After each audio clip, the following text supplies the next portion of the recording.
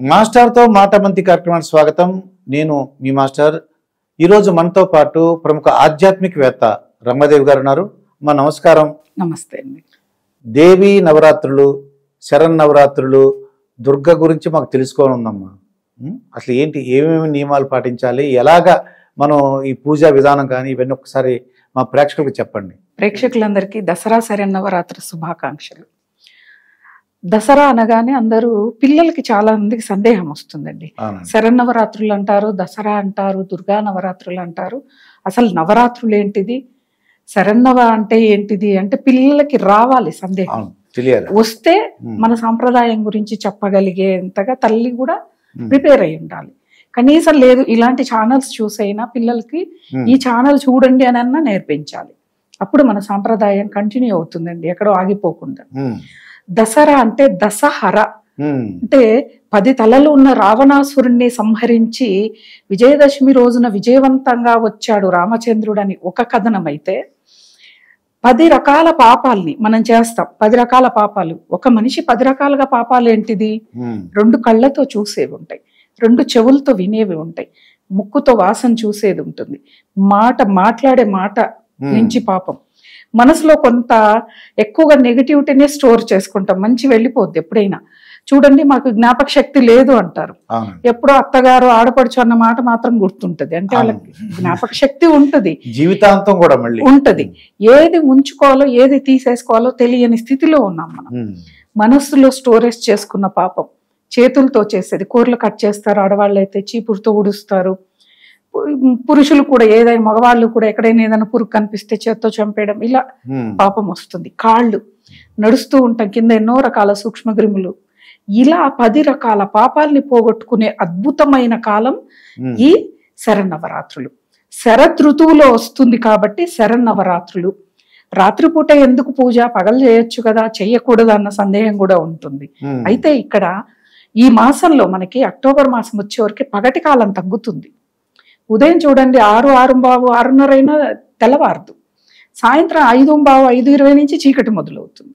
కాబట్టి పగటి కాలం తక్కువ ఉంటుంది, రాత్రి కాలం పూజకి బాగా మంచి సమయం దొరుకుతుంది అని మనకి నవరాత్రులు పెట్టడం.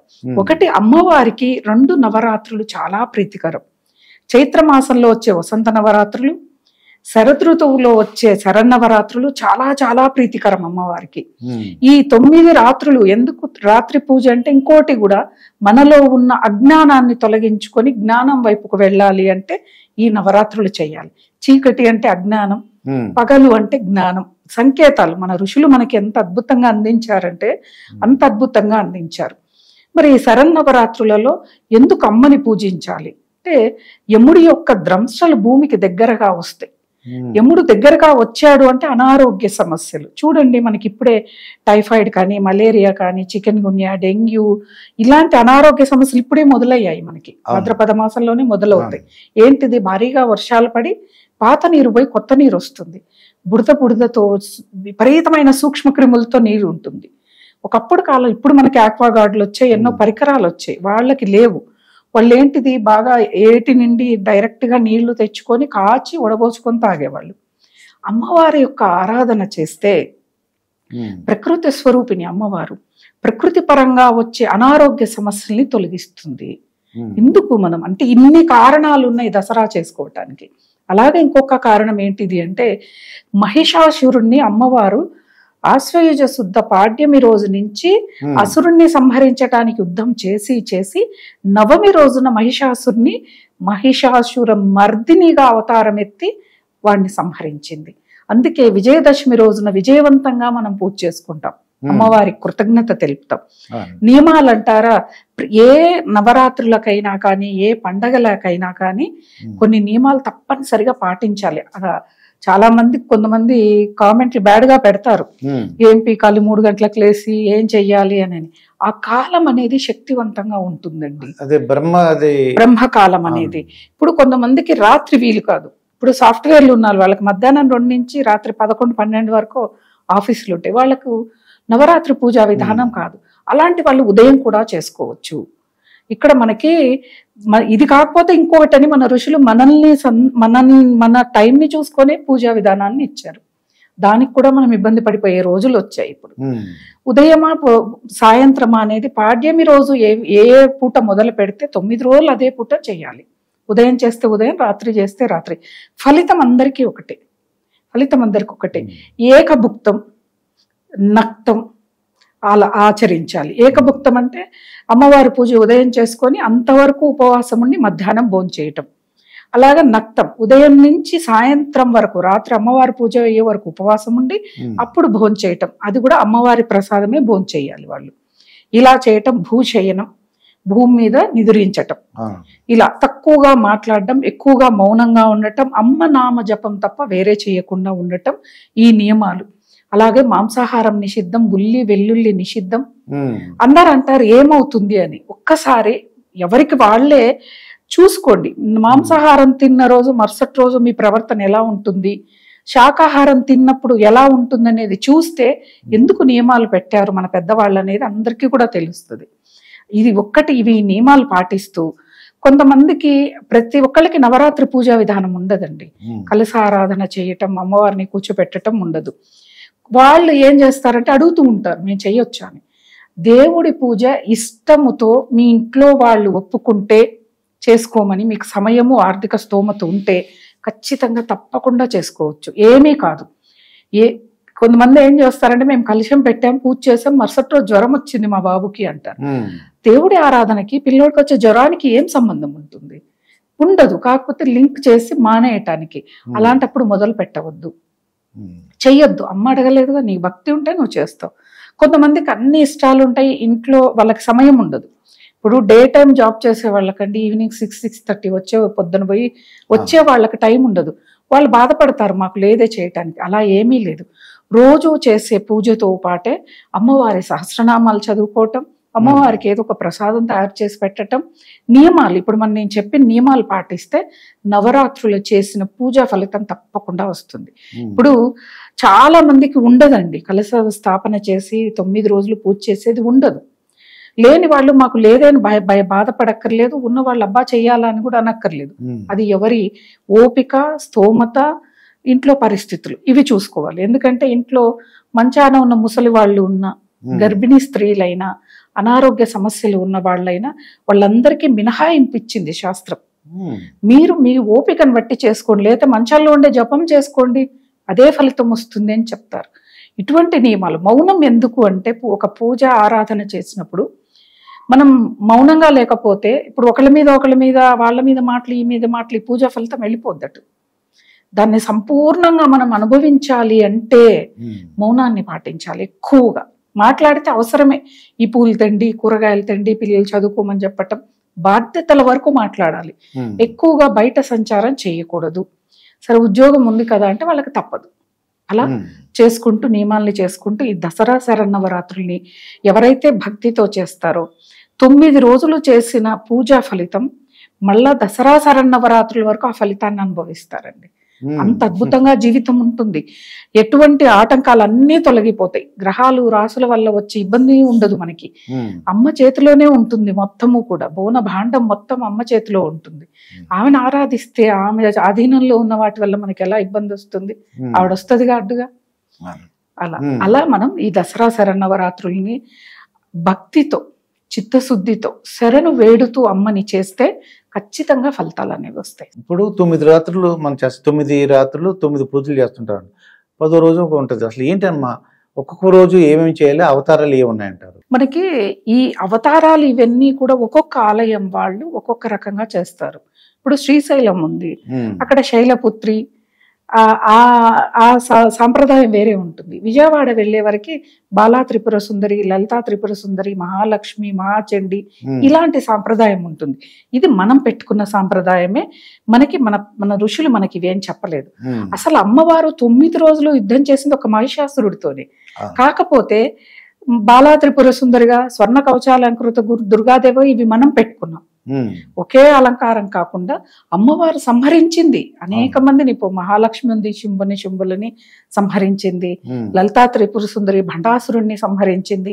కానీ ఈ నవరాత్రులలో కాదు, సందర్భం వచ్చినప్పుడు సంహరించారు. అయితే మన పెద్దవాళ్ళు ఏం చేశారంటే 9 రోజులు ఒకే ఆరాధన కాకుండా వీళ్ళందరూ కూడా అమ్మవారు ఒక్కొక్క అవతారంలో సంహరించింది కాబట్టి కృతజ్ఞతగా ఒక్కొక్క రోజు ఒక్కొక్క అలంకారంలో అమ్మవారి ఆరాధన మనకి అందించారు, నియమ నిష్టలతో చేయమని. ఇది ఈ నవరాత్రి పూజా విధానం ఏ విధంగా అనేది. ఇంకా అలంకరణలకు వస్తే ప్రధానంగా ప్రతి ఆలయంలోనూ చేసేది విజయవాడ కనకదుర్గమ్మ యొక్క ఆలయ సాంప్రదాయమే.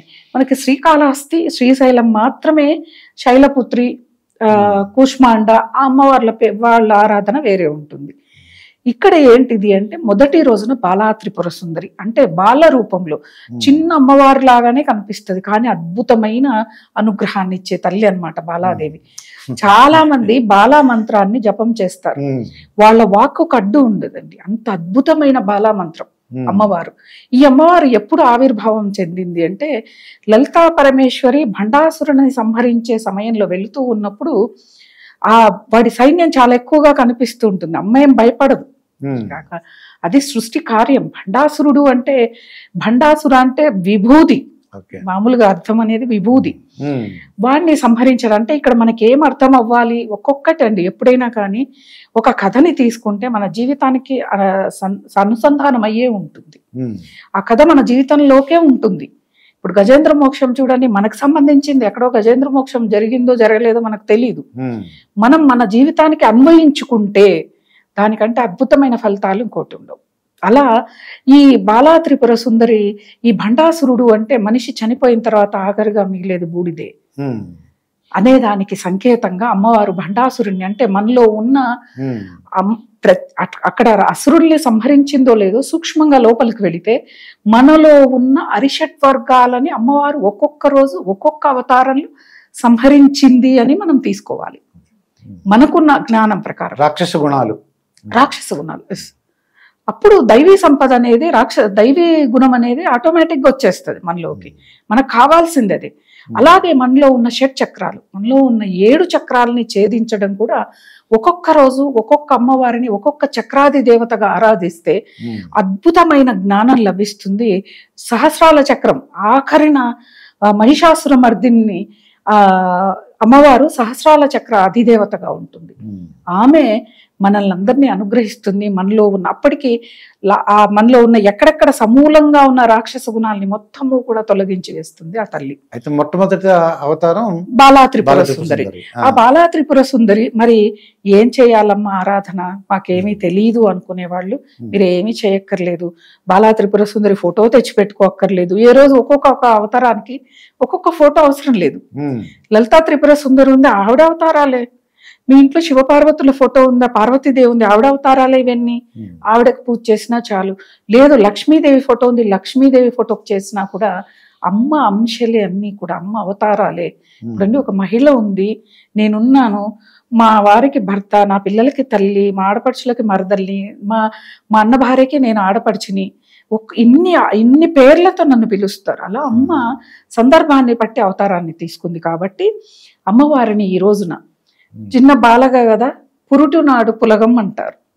పురిటి నాడు పులగం, పుట్టినరోజు పులగం చేస్తారు ఎవరింట్లైనా కొంతమంది సాంప్రదాయంలో. ఈ రోజున పులగం, అమ్మవారికి కొంత పాయసం. ఇది మేము చేయలేం, మాకు సమయం లేదు అన్నప్పుడు ఈ ఫోటో దగ్గరే దీపారాధన చేసి చిన్న బెల్లం ముక్క, పళ్ళు పెట్టి మీరు బాలా త్రిపుర సుందరి యొక్క అష్టోత్తరం చదువుకున్నా అమ్మకి తెలియదండి మన పరిస్థితి. తెలుస్తుందిగా, నిజమా తప్పించుకుంటున్నారా నిజమా తెలుస్తుంది కూడా. ఎలా అనుగ్రహించాలో అలా అనుగ్రహిస్తుంది. కాకపోతే ఆవిడ మన మీద కోప్పడ్డం కానీ మన మీద ప్రతీకారం తీర్చుకోవడం ఉండదు. ఇప్పుడు మన బిడ్డల మీద మనం ప్రతీకారం తీర్చుకుంటామా, లేదు కదా. అలాగే ఆ లలితా పరమేశ్వరి కూడా ప్రతీకారం తీర్చుకోదు. ఓ సరే, ఫలితం కూడా అలానే ఉంటుంది కదా. ఆవిడ శిక్షించదు, రక్షించదు, రెండూ చేయదు. మనం చేసే పూజని వాటిని తీసుకుంటుంది. మనల్ని ప్రకృతి నుంచి, ప్రకృతి విపత్తుల నుంచి కాపాడడానికి అమ్మవారు వస్తుంది. అలాగే ఎందుకు దక్షిణాయనం మాత్రమే ఆరాధనలు ఉంటాయి, ముఖ్యంగా ఉత్తరాయణంలో ఉండవు. ఏముంటాయి ఉంటాయి ఉత్తరాయణంలో సంక్రాంతి మధ్యలో వస్తుంది ఉత్తరాయణం, తర్వాత శివరాత్రి, ఉగాది, శ్రీరామనవమి, ఇంత ఏముండవు, హనుమాన్ జయంతి. ఈ దక్షిణాయనంలో మనకి జూన్ నుంచి తొలి ఏకాదశి నుంచి నెలకి 1-2 పండుగలు కూడా ఉండేవి ఉంటాయి. ఎందుకంటే వాతావరణం అనుకూలిస్తుందండి. చల్లగా వర్షాలు పడుతూ లేదా చలికాలం ఉంటుంది. మనము బాగా వేసవి కాలం, ఫిబ్రవరి నుంచి వేసవి మొదలవుద్ది. మన జఠరాగ్నికి సూర్యుడికి సంబంధం ఉందండి. సూర్యుడి కిరణాలు చురుగ్గా పడ్డాయి అంటే మనకి ఆకలి ఎక్కువ అవుతుంది. ఈ దక్షిణాయనం మొత్తము సూర్యుడి ప్రభావం ఉండదు మన మీద. పూజ చేయాలంటే ఉపవాసం ఉండాలి. అందుకే ఈ ఈ ఈ దక్షిణాయనంలో మనకి పండగలు వస్తాయి. మొట్టమొదటి రోజు బాలా త్రిపుర సుందరి అవతారం వచ్చినప్పుడు ఉపవాసం ఉండాలి అంటే చెయ్యగలిగితే ఉపవాసం, లేదా అమ్మవారి పూజ ఎంత వరకు ఉన్నా చాలు. అయితే అది కూడా ఉల్లి వెల్లుల్లి వాడకుండా ఆహార పదార్థాలను తయారు చేసుకొని తింటే పూజకి ఎక్కువగా ఫలితం వస్తుంది. మన మనసు ఎక్కువగా లగ్నం చేస్తాం. నేను అదే ముందు చెప్పాను మీకు, ఎటువంటి ఆహారం తీసుకుంటే ప్రవర్తన అలా ఉంటుంది అనేది. ఇప్పుడు చూడండి, ఇప్పుడు బాలా త్రిపుర సుందరి సాయంకాలం చేస్తున్నాం అనుకోండి, అంటే సాయంకాలం వరకు ఏం తినకూడదు, ఉపవాసం ఉండగలిగిన వాళ్ళు. ఇప్పుడు షుగరు, బీపీ, థైరాయిడ్, మైగ్రేన్ ఇలాంటి వాళ్ళు ఉపవాసాలు చేయకూడదు. గర్భిణీ స్త్రీలు చేయకూడదు. వృద్ధాప్యంలో ఉన్న వాళ్ళు చేయకూడదు. చంటి బిడ్డలకు పాలిచ్చే తల్లి చేయకూడదు. ఇవన్నీ ఏవీ లేవు, మేము ఉపవాసం చేయగలుగుతాం. అసిడిటీ, అల్సరు, గ్యాస్ ట్రబుల్ ఉన్న వాళ్ళు కూడా చేయకూడదు. అసలు ఉపవాసం లేదండి. కొంచెంగా తిని అల్పంగా తీసుకుని, మనకి ఎక్కువగా తింటే కునుకు వస్తుంది పూజ చేస్తే, మిగతా వాటిలో రాదు. దేవుడి దగ్గరికి వెళ్ళగానే వచ్చేది మొదటగా నిద్రే వస్తుంది మనకి. అంటే తమోగుణం ఆవరిస్తుంది ఆ ఆహారం, తమోగుణమైన ఆహారం తీసుకుంటే. కాబట్టి అల్పంగా ఏవైనా తీసుకోవచ్చు. పాలు పళ్ళు తీసుకుని ఉండే వాళ్ళు ఉన్నారు, లేదా అన్నం తినకుండా కొంచెం గోధుమ రవ్వ ఉడకబెట్టుకొని తినేవాళ్ళు, అలాంటి వాళ్ళు టిఫిన్లు ఏవైనా బియ్యంకి సంబంధించింది కాకుండా తినేవాళ్ళు ఉన్నారు. కొంతమంది మధ్యాహ్నం భోంచేసి తిరిగి సాయంత్రం ఆరాధనప్పుడు తలస్నానం చేసి పూజ చేసే వాళ్ళు ఉన్నారు. ఎవరి ఫలితాలు వాళ్ళకి ఉంటాయి. కాకపోతే ఇక్కడ ఆరోగ్యం ప్రధానం. మనకి ఇది చెయ్యాలి అని కఠిన నిబంధనలు అయితే ఎక్కడా లేవు. పర్టికులర్ గా వస్త్రధారణ ఏమైనా ఉందా అమ్మా, మగవాళ్ళకి కానీ ఆడవాళ్ళకి కానీ? వస్త్రధారణ అంటే ఇప్పుడు చెప్పుకోవాల్సి వస్తుంది, కానీ వస్త్రధారణ అని ఒకప్పుడు అందరూ అదే ఆచరించేవాళ్ళు. వస్త్రధారణ వల్ల ఎలా భక్తి కుదురుతుందనే తెలుసుకోవాలి. ఎందుకంటే ఇప్పుడు యూత్ అంటారు, ఆ డ్రెస్ వేసుకుంటేనే పూజ చేస్తే అమ్మవారు అనుగ్రహిస్తుంది అంటే. అవును, చూడండి, మీరు షార్ట్స్ వేసుకునే పిల్లలు, స్లీవ్లెస్ వేసుకునే పిల్లలు, వాళ్ళు వెళ్ళి పూజ చేస్తే మనస్సుని లగ్నం చేయలేరండి. ఆధ్యాత్మికంగా సాంప్రదాయం ప్రకారము వస్త్రధారణ పురుషుడు గాని స్త్రీ గాని ధరిస్తే సత్వగుణం అనేది మనలో మొదలవుతుంది.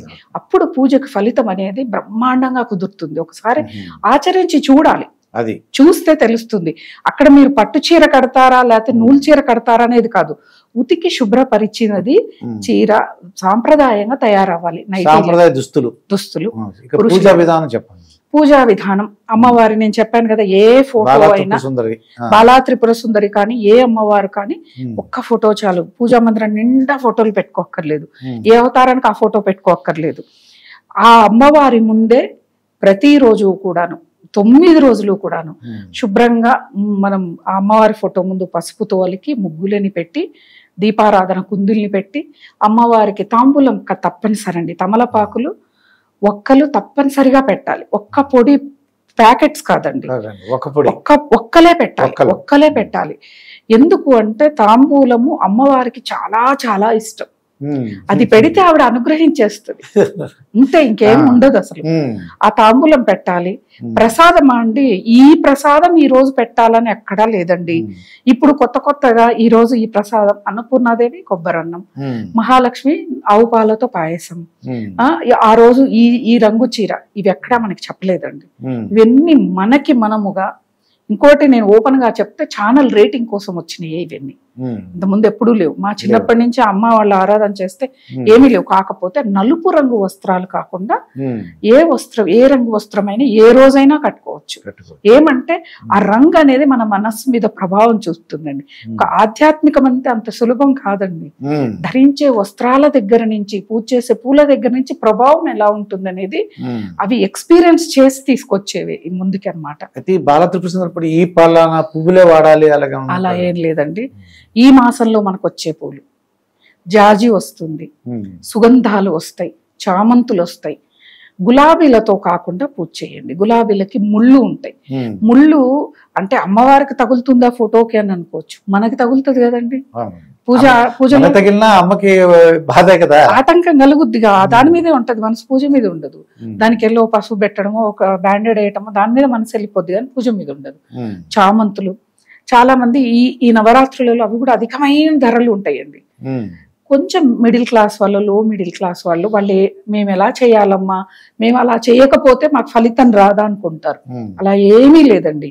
భక్తితో మీ దగ్గర ఉన్న 2 పుష్పాలు అమ్మవారికి సమర్పించి పసుపు కుంకుమ అక్షింతలు వేసి, అమ్మా తల్లి మళ్ళా సంవత్సరానికి నేను ఎన్నో పూలతో పూజ చేసే అనుగ్రహాన్ని మాకివ్వు.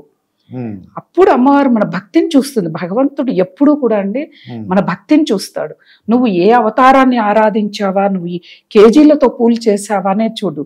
ఏమేం చూస్తాడు? మన ధర్మ ఆచరణ, మన జీవితంలో ధర్మాచరణ, న్యాయము, సత్యము, అహింస, ఇవి మాత్రం భగవంతుడు చూస్తాడు. ఇవి చేస్తూ మనం విగ్రహారాధన చేస్తే అండి 100కి 100 మార్కులు పడతాయి మనకి. ఆ ఫలితాలు సంపూర్ణంగా వస్తాయి. నేను అధర్మాన్ని ఆచరిస్తాను, నేను బంగారు కిరీటం, వజ్రాల కిరీటాన్ని భగవంతుడికి చేయిస్తే ఈ పాపం పోద్ది అంటే పోదు. ఇది ఇదే, అది అదే, ఇది అనుభవించవలసిందే.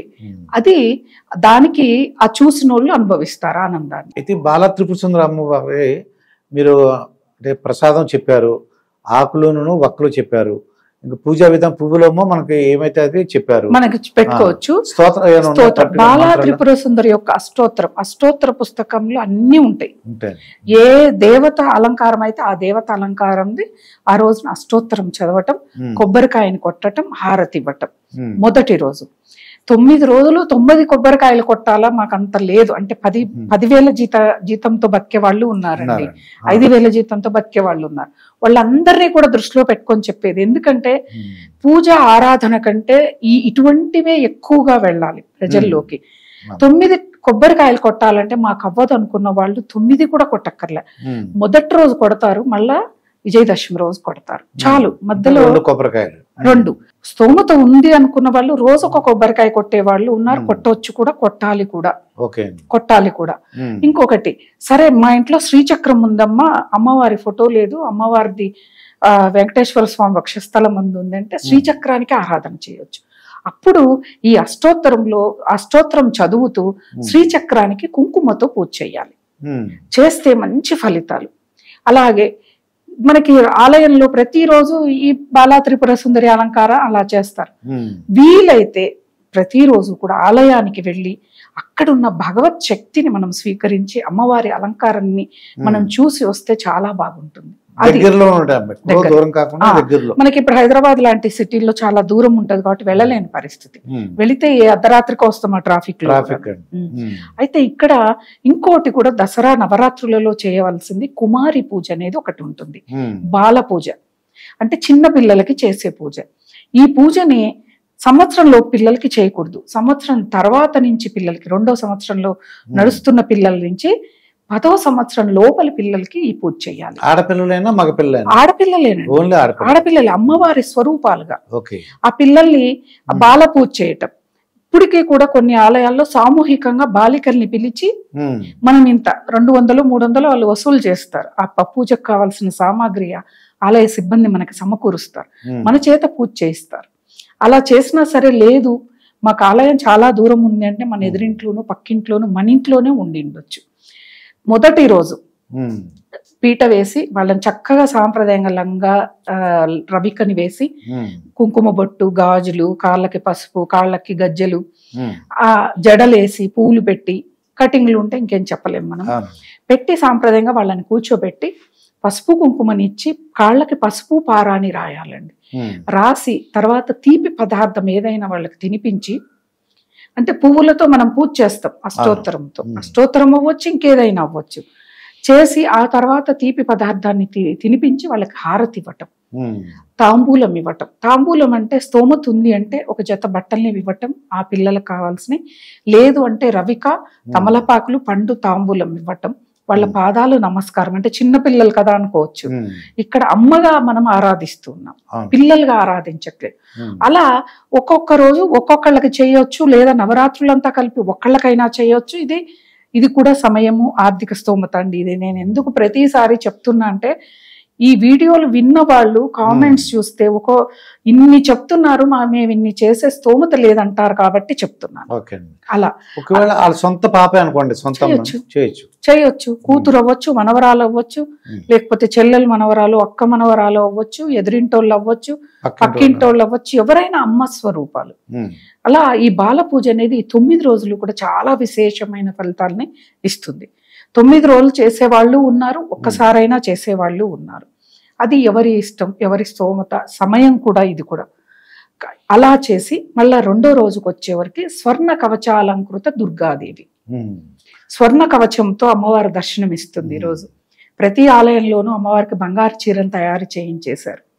అందరూ చందాలు వేసుకొని ఆ చీరని ఈరోజు ధరింపచేసి అమ్మవారిని అలంకరణ చేసి చేస్తారు. మనం కూడా ఇంట్లో ఉన్న అమ్మవారిని స్వర్ణ కవచాలంకృత దుర్గాదేవిగా అనుకోవాలి. అనుకొని ఆ రోజు స్వర్ణ కవచాలంకృత దుర్గాదేవి అదే అష్టోత్తరం చదవటం. మీరు పాయసం చేస్తారా, లేకపోతే పూర్ణాలు చేస్తారా, కొబ్బరన్నం చేస్తారా, నువ్వుల పులిహోర చేస్తారా, చింతపండు, ఎన్నో 100 రకాల పండుగ.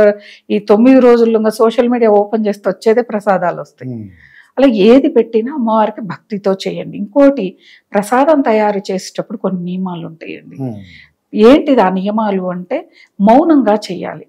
మనం ఈ మధ్యకాలం తిడుతూ కాదు, అసలు మాట్లాడకూడదండి. ఇప్పుడు నేను ఇంకో విషయం చెప్తున్నా, తిరుపతి లడ్డూలో జంతువుల కొవ్వు వేసి తయారు చేశారంటేనే ఇంత ఇది చేస్తున్నాం. ప్రసాదం తయారు చేసేటప్పుడు కూడా చేసేవాళ్ళు మౌనంతో ఎందుకు చేయాలి అంటే, మాట్లాడేటప్పుడు మనకు తెలియదండి, తుంపర్లు పడతాయి. తుంపర్లు పడ్డప్పుడు అది ఎంగిలి దోషాన్ని తెస్తుంది. మామూలుగా స్పిరిచువల్ గా వెళితే, సైన్స్ పరంగా వెళితే అనారోగ్యం. ఇప్పుడు చేసే వాళ్ళకున్న అనారోగ్య సమస్యలు అందరికీ వస్తాయి. అందుకని రోజు చేసే వంట కూడా మహిళలు మౌనంగా, మాట్లాడకుండా మౌనంగా చేస్తే అది ప్రసాదం అవుతుంది, ఆరోగ్యాన్ని ఇస్తుంది అనేది ఇక్కడ నియమం. మనం ఇంట్లో ఈ నవరాత్రులే కాదు, ప్రతిరోజు ఏ పండగ వచ్చినా కూడా అలానే చెయ్యాలి. ఈ నియమాలన్నీ పాటించాలి. కొంతమంది ఏం చేస్తారు, పూజ దగ్గర కూర్చున్నా కూడా మాట్లాడుతూ ఉంటారు పనులతో, వాళ్ళతో, ఇది అదే కాదు. అన్ని సిద్ధం చేసుకొని కూర్చోండి, లేకపోతే ఇంట్లో వాళ్ళందరూ బయటకు వెళ్ళాక కూర్చోండి, నష్టమేం లేదు. అప్పుడే చేయండి, మనసు లగ్నం పెట్టి లేవకుండా. ఈ రోజు అమ్మవారి యొక్క అష్టోత్తరం చదవాలి, ప్రసాదం, కొబ్బరికాయ మనం చెప్పాము. ఇంకేదన్నా ఏమేమి చదవాలి, ఇప్పుడు మనం అష్టోత్తరం ఒకటే చెప్తూ ఉన్నాం, ఇంకా చదివేవి చాలా చేయొచ్చండి. అయితే ఇక్కడ ఇంకోటి, నిత్య పూజ చేస్తారు కదండి కొంతమంది, రోజు లలితా సహస్రనామాలు చదివే వాళ్ళు ఉంటారు, శ్రీ సూక్తం, అవి చేసి ఇవి కూడా చేయాలి. అవి మానేయటానికి లేదు, సమయం ఉండదు అనుకోకూడదు, సమయాన్ని కల్పించుకోవాలి. 9 రోజులే కదా మనం చేసేది. 24 గంటలు భగవంతుడు మనకిస్తే, ఒక 2 గంటలు భగవంతుడికి మనము ఇవ్వలేని పరిస్థితులకు వచ్చాం. అది అలా చేయకూడదు. ప్రతి గడియ కూడా భగవంతుడికి సమర్పణ భావంతో మనం ఉండాలి.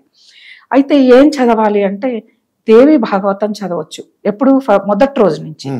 అలాగే దేవి భాగవతం, దుర్గా సప్తశతి, ఇవన్నీ కూడా రోజు చదవచ్చు. అంటే దేవి భాగవతం రోజుకి ఎన్ని పేజీలు అన్న వల్ల సందేహం వస్తుంది. అలా ఏం లేదు, ఒక 10 పేజీలు పెట్టుకోండి, రోజుకు ఒక 10 పేజీలు పెట్టుకొని ఇంకా అయిపోయే వరకు చదవండి. దసరా లోపు, ఈ విజయదశమి లోపు అయిపోవాలన్న నియమం ఏం లేదు.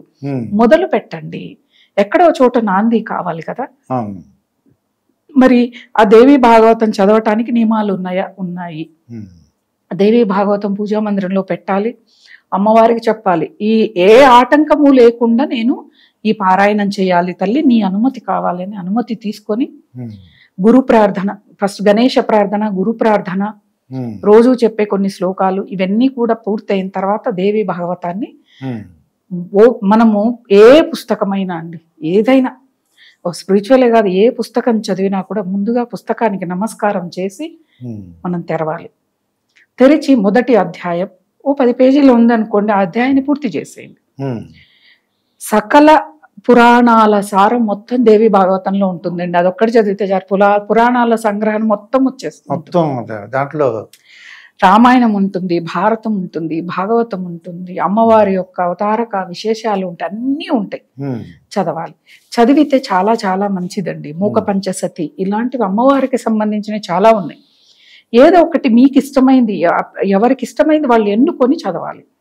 అలా ఈరోజు స్వర్ణ కవచాలంకృత దుర్గాదేవి ఇది మనం అమ్మవారికి ఆ అలంకరణ చేసుకునే అలంకరణ ఈరోజు. అంటే ఆ అమ్మవారు ఎవరిని సంహరించలేదంటే ఆ కథనం ఎక్కడ మనకు కనిపించదు. అలా ప్రత్యేకమైన కథ ఉందా? లేదు కాబట్టి మనము స్వర్ణ కవచంతో అమ్మవారిని అలంకరించుకుని ఆరాధించుకుంటాం ఈరోజు. స్వర్ణ కవచాలంకృత దుర్గాదేవి. మూడో రోజుకి వచ్చేవరకు గాయత్రీదేవి. గాయత్రీదేవి ప్రకృతి స్వరూపిణి అమ్మవారు, పంచముఖాలతో ఉంటారు. ఈ గాయత్రీదేవి యొక్క ఆవిర్భావం ఎలా జరిగింది అంటే, సృష్టి జరిగినప్పుడు ఈ ప్రకృతి అంతా కకలావికలంగా, అంటే విపరీతమైన గాలి, లేకపోతే అసలు గాలి ఉండదు, లేకపోతే వర్షాలు పడడం, లేకపోతే చీకటి, ఇలా ఉండటం వల్ల అప్పుడు అమ్మవారిని ప్రార్థించారు దేవతలు, ఈ ప్రకృతిని సమతుల్యం చేయి తల్లి అని. అప్పుడు ఆవిడ నుంచి ఆవిర్భావం చెందిన అవతారమే గాయత్రీదేవి. అమ్మవారి పంచముఖాలు కూడా ఒక్కొక్క ముఖం పంచభూతాలకి సంకేతంగా ఉంటుంది.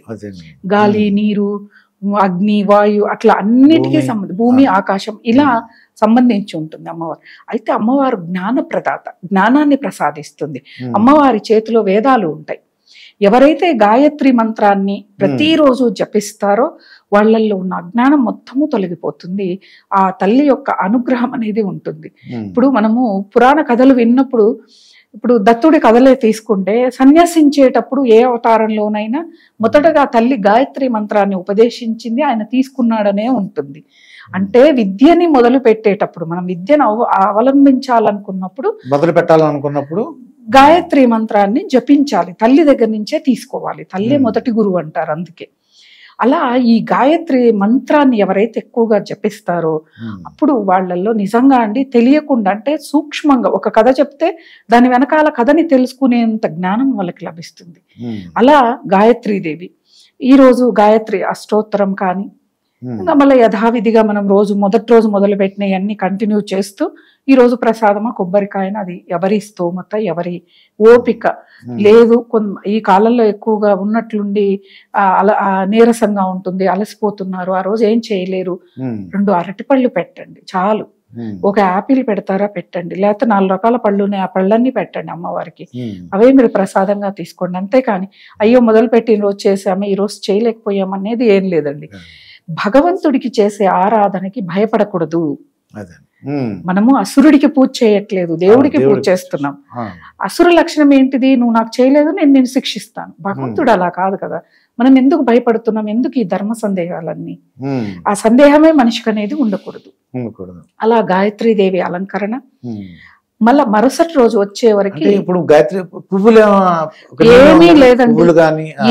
ఈ పువ్వులు ఆ పువ్వులు లేదు, సువాసన ఇచ్చే పువ్వులు. ఎందుకంటే అమ్మవారు చాలా సున్నితమైనది, శుతిమెత్తనైనది. శుతిమెత్తనైన సువాసన గల్ల పువ్వులతో అమ్మవారిని పూజించటం. జాజి, ఇప్పుడు మనకి 365 రోజులు మల్లె, జాజి, సుగంధాలు ఇవన్నీ వస్తున్నాయి. ఆ పువ్వులని ఎక్కువ లేవు అనుకోకుండా, నేను చెప్పాను కదా మొదటగానే, పుష్పాలతో, పసుపు కుంకుమతో, అక్షింతలతో ఆరాధన చేయవచ్చు మనం అమ్మవారికి. ఈ రోజు ఈ పువ్వులు, ఈ రోజు ఈ రంగు చీర అనేది మనకి ఎక్కడా కూడా చెప్పలేదండి అసలు.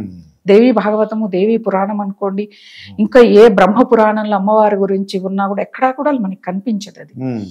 మరి 4వ రోజు వచ్చే వరకు అమ్మవారు మహాచండిగా మనల్ని అలరించబోతుంది. మహాచండి చండు అనే అసురుణ్ణి సంహరించింది, రాక్షసుని సంహరించింది. చండు అనే రాక్షసుని సంహరించింది అంటే మనలో ఉన్న ఏ గుణాన్ని అమ్మవారు సంహరించాలి? క్రోధం అనే గుణానికి సంకేతము చండు.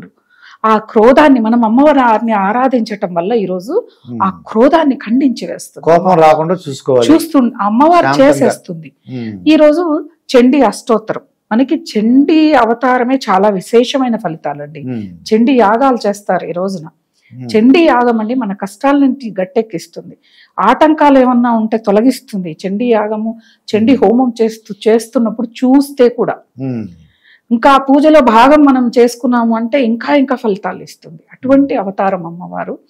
ఈరోజు అమ్మవారికి ఇంకా పూలు, ప్రసాదము యథావిధిగా అండి ఎవరి ఇష్టం వాళ్ళు చేయొచ్చు. అష్టోత్తరం చదవటం అమ్మవారికి. ఏదైనా శుచి, శుభ్రత ఇక్కడ తప్పనిసరి అండి. ఎందుకంటే ఇప్పుడు కాలంలో బయటికి వెళ్ళొచ్చాక మళ్ళీ డ్రెస్ మారుస్తారు, చీర కానీ ఏదైనా. ఒక్క గంటే కదా వేసుకుందని పూజకి వేసుకుంటారా? కాదు. ఉతికి శుభ్రపరిచినే ప్రతిరోజు కూడా వేసుకోవాలి. మీరు పట్టు చీర కడుతున్నారా, పట్టు చీర కూడా చాలా మంది బాగా ఉన్న వాళ్ళండి 9 రోజులు కూడా 9 చీరలు కొనే వాళ్ళు ఉంటారు. కొత్త చీర కట్టుకొని పూజ చేస్తారు. అది వాళ్ళకి అమ్మవారి పూర్వజన్మ పుణ్యం, అమ్మవారి యొక్క అనుగ్రహంతో చేస్తారు. అందరూ చేయాలంటే నియమం అయితే ఏం లేదు. అసలు కొత్త బట్టలే కట్టక్కర్లే, మామూలుగా రోజు కట్టుకునేవి ఉతికి శుభ్రపరిచి కట్టుకోవచ్చు ఇక్కడ.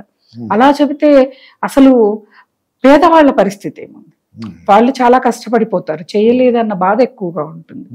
అలా చండీ అవతారం తర్వాత అమ్మవారు అన్నపూర్ణాదేవిగా అలరిస్తుంది మనల్ని. అన్నపూర్ణాదేవి ప్రతి మనిషి దేనితో అయితే జీవనం కొనసాగిస్తాడు, ఈ ప్రాణాన్ని నిలబెట్టుకుంటాడంటే అన్నము. అన్నానికి అధిదేవత అన్నపూర్ణాదేవి. ఈవిడ కూడా జ్ఞానప్రదాత. ఈవిడ్ని ఆరాధిస్తే మనకి జన్మ జన్మలకి కూడా అన్నపానాదులకి లోటు ఉండదు, ఆకలి దప్పులే ఉండవు.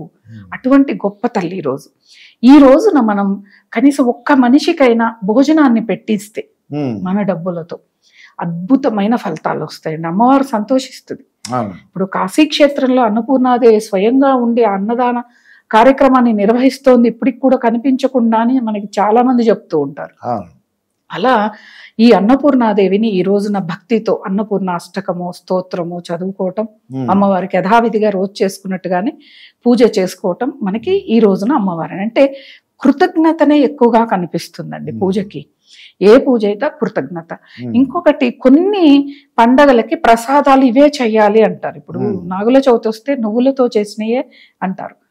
అప్పుడు మనం ఏం చూసుకోవాలి? నువ్వులు మనం మామూలుగా తినము, పండగ రూపంలోనే తింటాము. అలాగే వర్షాకాలమో చలికాలమో, శ్రావణ మాసం అయితే వర్షాకాలం, కార్తీక మాసం అయితే చలికాలం, ఒంట్లో వేడి తక్కువగా ఉంటుంది. నువ్వులు తినడం వల్ల ఈ ఉష్ణం సమతుల్యం అవుతుంది శరీరంలో. అది మన ఋషులకున్న గొప్పతనం ఏంటిది అంటే కాల్షియం కూడా ఉంటుంది, కాల్షియం ఉంటుంది. అలాగే మన పూజ అవుతుంది, ప్రసాదం అవుతుంది. అదే మన ఆరోగ్యానికి కూడా. అంటే ఇన్నిటికి లింక్ పెట్టాడు. ఆఖరికి వచ్చే వరకు మన కోసమే మనం చేసుకుంటాం. భగవంతుడి కోసం చెయ్యం మనం. భగవంతుడు తింటాడంటే ఎవరు ప్రసాదాలు చేయరండి. ఇన్ని రకాలు ఎన్నో రకాలు చేస్తారు. కొంతమంది అయితే రోజుకి 5-6 రకాలు పెట్టామని వీడియోలు పెడుతూ ఉంటారు. అదే భగవంతుడు వచ్చి తింటాడు, లేకపోతే ఒక అతిథికి పెట్టాలనే నన్ను చేయరు, ఎవరు కూడా చేయరు. వాళ్ళే తింటారు కాబట్టి రుచిగా రకరకాలు చేసి పెడతారు. ఇప్పుడు శబరి ఏమి చేసిందని, ఎన్ని రకాలు చేసిందని ఆమె మోక్షం పొందిందండి. ఎంగిలి పళ్ళని స్వామికి రుచి చేసి ఇచ్చింది. మళ్ళీ తింటూ తీగా చూసి పక్కన పెట్టేయటం. అంటే అక్కడ భక్తిని చూశాడు రామచంద్రుడు. భక్తి ప్రధానం. అదే అంటున్నా, నువ్వు ఏ పూజలు చేయకపోయినా అమ్మా తల్లి, నువ్వు ఈ అలంకారంలో ఈ రోజు అందరినీ అలరిస్తున్నావు తల్లి, కృతజ్ఞతలు అని చెప్పినా చాలు, భక్తి కనిపిస్తుంది ఆమెకి.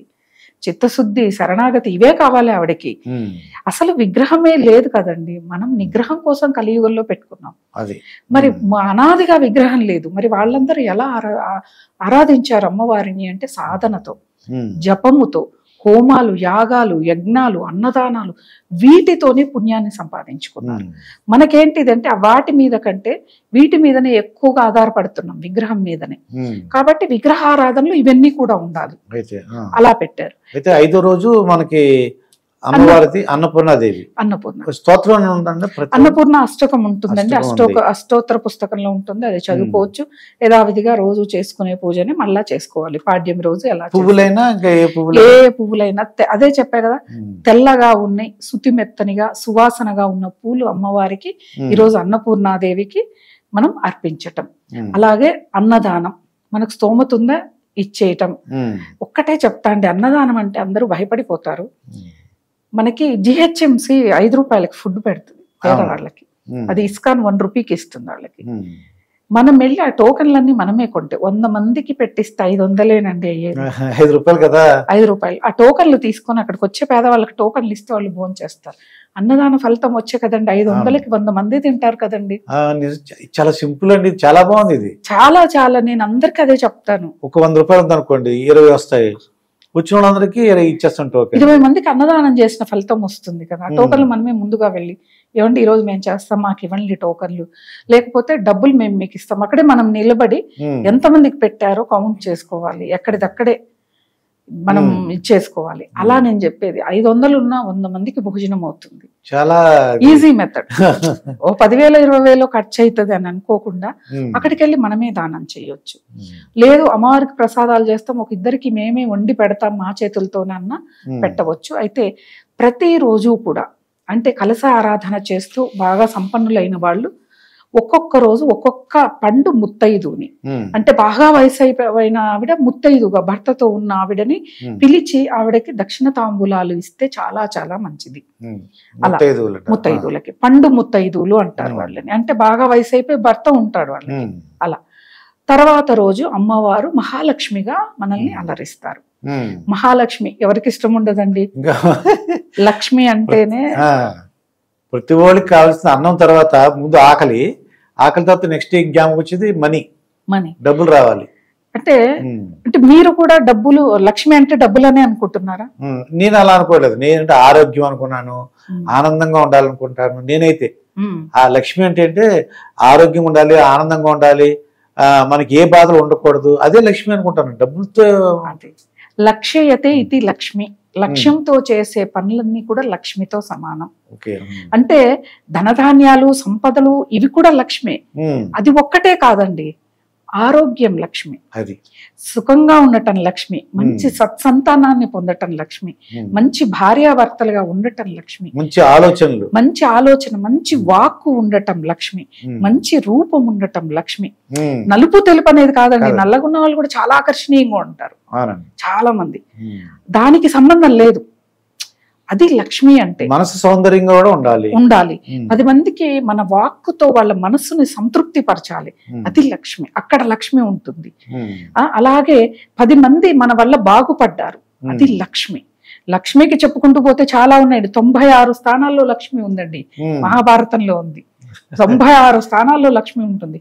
మనం ఇప్పటికి వచ్చే వరకు లక్ష్మి అంటే మేము స్థలం కొనాలి, ఇల్లు కొనాలి, నగలు కొనాలి, డబ్బులు, కార్లు, లగ్జరీ లైఫ్ లక్ష్మి అంటారు. అసలు అది లక్ష్మి కాదు. ఇవన్నీ ఉంటే అనారోగ్య సమస్యలు ఉంటాయండి. లక్ష్మి ఎక్కడ ఉందండి? లక్ష్మి అంటే అది కాదండి. ఉన్న దాంట్లో తృప్తిగా బతకడం లక్ష్మి.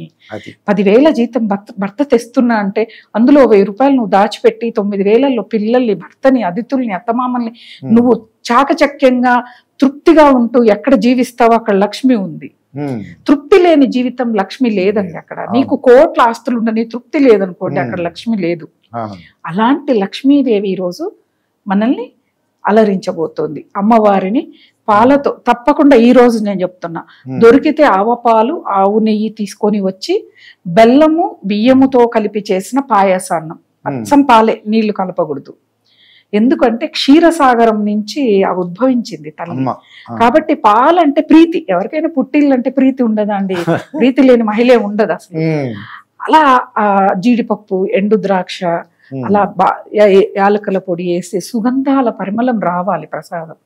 నెయ్యి వాసన అలా ఇంట్లో ఎవరైనా కాలు పెట్టగానే ఈరోజు పాయసం చేసావా అనేలాగా చెయ్యాలి. భక్తితో చేసి అమ్మవారికి సమర్పించి లక్ష్మీ అష్టోత్తరం, ఇలా అమ్మవారికి సంబంధించిన ఏవైనా కానీ, ఈ మహాలక్ష్మి అవతారంలో కూడా అమ్మవారు చాలా సున్నితమైనది, శుతిమెత్తనైనది, సువాసన కలిగిన పువ్వులతో ప్రతిరోజు చేయగలిగితే ఇంకా మంచిదండి.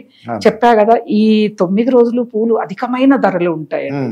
వాళ్ళ స్తోమతలు బట్టి పువ్వులు కొనుక్కోవాలి. 100 రూపాయలకి వస్తాయి, 10 రూపాయలకి వస్తాయి, 20 రూపాయలకి వస్తాయి, 50 రూపాయలకి వస్తాయి, 100లో పెట్టినా వస్తాయి, 1000లో కలిపి వస్తాయి. అలా చేసుకోవాలి. అమ్మ యొక్క అనుగ్రహం పొందాలి అంటే మహాలక్ష్మి కదా ఈ రోజు అండి. ఈరోజు కొందరిళ్లలో ప్రతిరోజు గొడవలు ఉంటాయండి. అవి ఎందుకు వస్తాయో తెలియదు, కారణం ఉండదు, ఊరికే గైగై అని అరుస్తూ ఉంటారు. అలా లేకుండా చూసుకోండి. ఎందుకంటే లక్ష్మి ఎక్కడ ఉండదు అంటే అండి, ఇంట్లో చీకాకులు గొడవలు ఉంటే లక్ష్మి ఉండదండి, అశాంతి ఉంటుంది అక్కడ. నేను చెప్పాను కదా లక్ష్మి ఎన్ని స్థానాల్లో ఉంటుంది అని, అశాంతి ఉంటుంది. కనీసం ఈ రోజైనా ఇంటిని ప్రశాంతంగా ఉంచుకుంటూ ధూపం వేయాలి. ఈ రోజు ఇల్లంతా ధూపం వేస్తే అండి ఇంట్లో ఉన్న చెడు సూక్ష్మక్రిమి వెళ్ళిపోతుంది, మన మనసులో ఉన్న నెగిటివిటీ కూడా వెళ్ళిపోతుంది, మనకి బయట నుంచి వచ్చే నరదృష్టి కూడా తొలగిపోతుంది. అలా మనం అమ్మవారిని ఆరాధించుకోవాలి. ఇది సాంబ్రాణితో వేస్తారు కూడా ధూపం, అది సాంబ్రాణితోనే అండి. మనము బొగ్గులు ఎవరైనా అరేంజ్ చేసే వాళ్ళని బొగ్గుల్ని డబ్బులు ఇచ్చి కొనుక్కుంటే అండి ఈ 9 రోజులకి స్టవ్ వెలిగించి బొగ్గు పెట్టి మనం పని చేసుకుంటే అది అగ్నిగా మారిపోతుంది. దాన్ని ఒక పాత్రలో తీసుకొని సాంబ్రాణి పొడి చేసి పెట్టుకొని దాన్ని విసురుకుంటూ ఈ పొడిని వేస్తే ఇల్లంతా తిరగటమే. మొత్తం ఇల్లంతా ఫస్ట్ పూజా మందిరంలో వెయ్యాలి అమ్మవారికి. తర్వాత ఆ పాత్రని పట్టుకొని ఇల్లు ప్రతి అణువణువు అసలు నిజంగా అవతల మనిషి కనిపించనంతగా వెయ్యాలి. వేస్తే మంచిది. కాకపోతే ఇప్పుడు కొంతమందికి శ్వాస సంబంధమైన ఇబ్బందులు ఉన్నాయి, కొంతమందికి ఆ వాసన పడదు, అలర్జీస్, అందులో అపార్ట్మెంట్లు ఇరుకిరుగ్గా ఉంటాయి. ఇంతకుముందు ఇండిపెండెంట్ హౌస్లు బయటికి వెళ్ళిపోయేవాళ్ళు పడని వాళ్ళు. ఇప్పుడు అలాంటి సౌకర్యాలు లేవు, మనకి ఉండాలి. అలా మహాలక్ష్మి యొక్క ఆరాధన చేసుకుంటే అమ్మవారి అనుగ్రహం తప్పనిసరి. ఇంకోటండి, పాడ్యమి రోజు చేయవలసిన ఒక ప్రక్రియ ఉందండి. ఏంటిది అంటే మన ప్రధాన ద్వారం మహాలక్ష్మి స్థానం అది. ఆ ప్రధాన ద్వారం మొత్తం శుభ్రం చేసి గడపకి పసుపు పూసి బొట్లని పెట్టి ఇరువైపులా ప్రమిదల్లో ఉప్పును పోసి పెట్టాలండి. ఉప్పుని వేసి పెట్టాలి. పెడితే ఇంట్లోకి నెగిటివిటీ అనేది రాదు. ఒకవేళ మన శత్రువు కూడా గడప దాటి బయటికి లోపలికి వస్తూనే ఆ గడప దాటే లోపు వాడి మనసు పాజిటివ్ గా మారిపోతుందండి, మంచిగా మారిపోతుంది. ఆ వైబ్రేషన్స్ అలా ఉంటాయి. ఇంటి ముందు ప్రతిరోజు తప్పనిసరిగా ముగ్గు వేయాలి. మిగతా రోజుల్లో కొంతమంది ఈ మధ్యలో వెయ్యట్లేదండి, అపార్ట్మెంట్లలో ఏం వేస్తారులే అని. కాకపోతే ఖచ్చితంగా ఈ 9 రోజులైనా ముగ్గు వెయ్యండి. అలా అమ్మవారి ఆరాధన. పువ్వులు ప్రత్యేకంగా ఉన్న అమ్మవారికి అంటే లక్ష్మి చెప్పాను, శుతిమెత్తన సువాసన కలిగినవి, చామంతులు, లక్ష్మీదేవికి ఇష్టమైన పువ్వులు అంటే అలా ఏం లేదండి. అమ్మవారు అవతారం తీసుకుంది, ఒక్కతే అమ్మవారు, శక్తి ఒక్కతే, అనేక రూపాల్లో మనకు ఉంది. అమ్మవారికి ఒక్కటే అభిరుచి అనేది ఒక్కటే ఉంటుంది, ప్రసాదం కానీ ఏదైనా కానీ, ఏ అవతారంలో ఉన్నా కూడా. అలా మనకి 7వ రోజు అయిపోయింది. 8వ రోజు దుర్గాష్టమి. దుర్గ యొక్క అష్టమి. అమ్మవారికి అష్టమి చాలా చాలా ఇష్టమైంది, దుర్గాష్టమి. దుర్గముడు అనే అసురుణ్ణి సంహరించింది ఈ రోజున అమ్మవారు. ప్రతి ఊళ్ళోనండి చాలా పెద్ద సాంప్రదాయం నడుస్తుంది. అంటే హైదరాబాద్ లో నాకు తెలీదు, టౌన్లలోకి పల్లెటూర్లలోకి వెళితే ఈ రోజున ఒక దున్నపోతు ఆకారాన్ని తయారు చేసి ఆ దున్నపోతు లోపల కొంచెం కుంకుమ కలిపిన నీళ్లను పెట్టి గొంతు దగ్గర దాన్ని సంహరిస్తాడు. అంటే దుర్గముణ్ణి ఆ యొక్క దున్నపోతు రూపంలో ఉన్న దుర్గముణ్ణి అమ్మవారు సంహరించింది. అలా తయారు చేసి సంహరిస్తారు. మా చిన్నప్పుడైతే మా ఊళ్ళో మా చిన్నాన్నకి అమ్మవారి అవతారం అలంకరిస్తారు, చీర కట్టించి. అద్భుతమైన ఘటన అండి అసలు అది. ఇప్పుడు లేవు కానీ అవి ఎక్కడ. ఆ అమ్మవారిగా ఆ యొక్క దుర్గముణ్ణి సంహరించటానికి ఆ యొక్క నృత్యం చేయటం, ఆ కత్తిని తీసుకొని ఆ మెడని నరికేయటం, ఆ కుంకుమ కలిపిన నీళ్లు చిమ్మి పడ్డం రక్తం లాగా, ఆ ఒక్క ప్రక్రియ కొన్ని ఊళ్ళలోనే ఇప్పటికే వస్తాయండి అనుకుంటే. ఇవన్నీ ఇప్పుడు మేము స్పిరిచువల్ గా రావటానికి తోడ్పడ్డాయండి ఇవన్నీ కూడా. అందుకే పిల్లల్ని ఫోన్లకు అంకితం చేయకుండా, టీవీలకు అంకితం చేయకుండా చేయబట్టుకొని తీసుకొని వెళ్ళండి.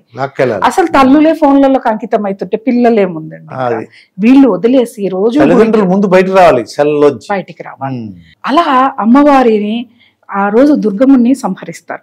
ఇంకొకటి, దుర్గాష్టమి అంటే అందరూ కూడా ఆయుధ పూజ చేస్తారు ఈరోజు.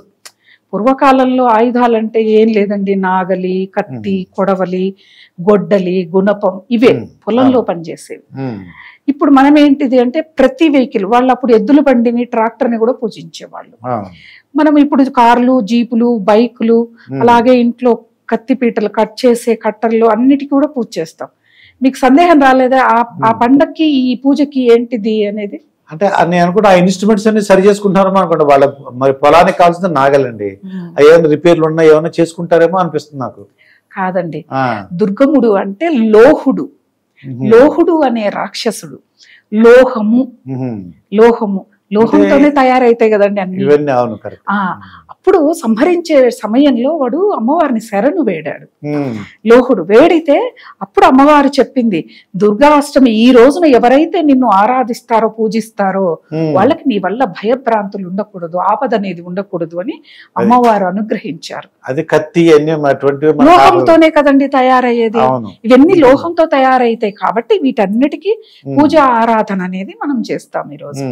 అలా దుర్గాష్టమి, దుర్గా సప్తశతి, దుర్గా అష్టకం చదవటం, యథావిధిగా పూలతో పూజ చేయటం, ప్రసాదం చేయటం, ఇలా మనం పూజని ప్రత్యేకమైన ప్రసాదం ఉందా? ఏమీ లేదండి. ఏమి చేసినా కూడా అమ్మవారు స్వీకరిస్తుంది. సరే మాకు కావాలమ్మా అని ఎవరైనా ప్రేక్షకులు అడిగితే మాత్రం అది మనం మళ్ళా ప్రసాదాలు అనేది చెప్పుకుందాం. ఎందుకంటే ఏమేం పెట్టొచ్చు, ఏ రోజు ఏ ప్రసాదమైనా పెట్టొచ్చండి. ఏంటిది అది అంటే మనం నువ్వులతో పులిహోర, నిమ్మకాయలతో పులిహోర, దద్దోజనం, పెరుగన్నం అమ్మవారికి తాలింపు పెట్టింది చాలా ఇష్టం. అలాగే మిరియాలు వేసిన మినప గారెలు, అలాగే పూర్ణాలు, పచ్చి కొబ్బరితో చేసిన అన్నం, కొబ్బరి అన్నం, పాలతో చేసిన పాయసాన్నం, చక్కెర పొంగలి, బొబ్బట్లు, అదే భక్షాలు, బొబ్బట్లు, పోలేలు, ఎవరి భాషలో వాళ్ళకి, 3 భాషలు చెప్పా, 3 ప్రాంతాల వాళ్ళకి చెప్పేశాను. అలా చేయటం, పులగం, కట్టె పొంగలి చేస్తారండి తిరుపతిలో, మిరియాలు వేసి పెసరపప్పు బియ్యంతో, అది చేయటం. ఇలా ఏ రోజు ఏ ప్రసాదమైనా పెట్టొచ్చు అమ్మవారికి. ఇది ఈ రోజు అన్న నియమం ఎక్కడ లేదండి. లేనిది ఈ రోజు తీసుకురావాల్సిన అవసరం లేదు. ఎందుకంటే మొదట్లో నేను కెమెరా ముందుకు వచ్చినప్పుడు ఈ రోజు ఈ ప్రసాదం అని చెప్పించారు మాతో, కానీ చదివింది ఎక్కడికి పోయింది, మనం చెప్పేది ఏంది అన్న ఒక అవేర్నెస్ వచ్చాక నేను మానేసా చెప్పడం. చెప్తున్నారు అది నేను దుర్గాష్టమి అలా వైభవంగా చేసుకుంటారు చాలా మంది. 100% ఈ రోజు పెట్టచ్చు. ఆలయాల దగ్గర ఈ వెహికల్స్ పూజకి పూజారులు అంకితం అయిపోయి ఉంటారు, మీకు తెలిసే ఉంటది. శుభ్రంగా కడిగి ఓ పూలదండ వేసుకొని వెళ్ళి పూజ చేయించి నిమ్మకాయల మీద తొక్కించి చేస్తారు. కారణం ఏంటిదంటే ఆ లోహుడు అనే అసురుడిని అమ్మవారు సంహరించబోతే ఆ వాడికి ఇచ్చిన వరమే అన్నమాట. ఆపద అనేది రాకూడదు నీ వల్ల. మరి వస్తున్నాయి కదా అంటే ఎక్కడో లోపం జరిగి ఉండాలి, వాళ్ళు మనస్ఫూర్తిగా చేసి ఉండకపోవచ్చు, అధికమైన స్పీడ్ ఉండొచ్చు, డ్రంక్ అండ్ డ్రైవ్ అంటే డ్రంక్ చేసి డ్రైవ్ చేస్తారు. మానవ తప్పితాలు తప్పితే వేరే ఏమీ ఉండవు. తను ఇప్పుడు ఒక మంచి వెహికల్ ఇచ్చిందంటే అమ్మవారు ఇచ్చినట్టు లెక్కే, మరి తను కూడా జాగ్రత్తగా ఉండాలి కదా.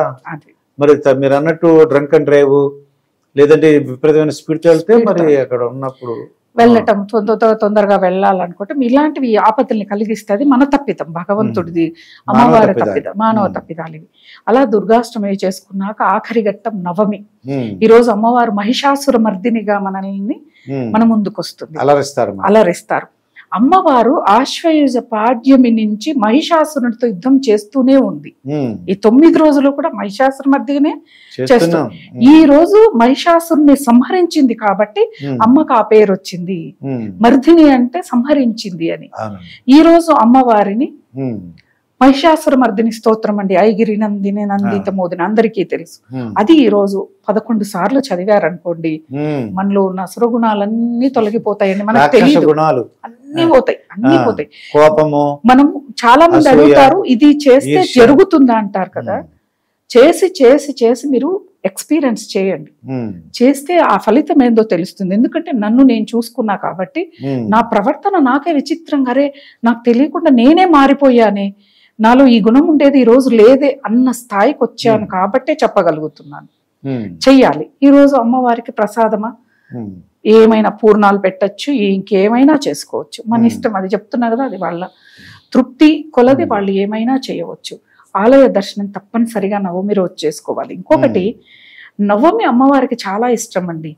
చైత్ర మాసంలో శుక్లపక్షంలో వసంత నవరాత్రుల్లో వచ్చే నవమి రోజున పార్వతీదేవి పర్వతరాజుకి పుత్రికగా జన్మించింది. అందుకే ఆవిడకి నవమి అంటే చాలా ఇష్టం. అలా ఈరోజు అమ్మవారిని ఏ రూపంలో ఆరాధించిన అమ్మ పలుకుతుందండి.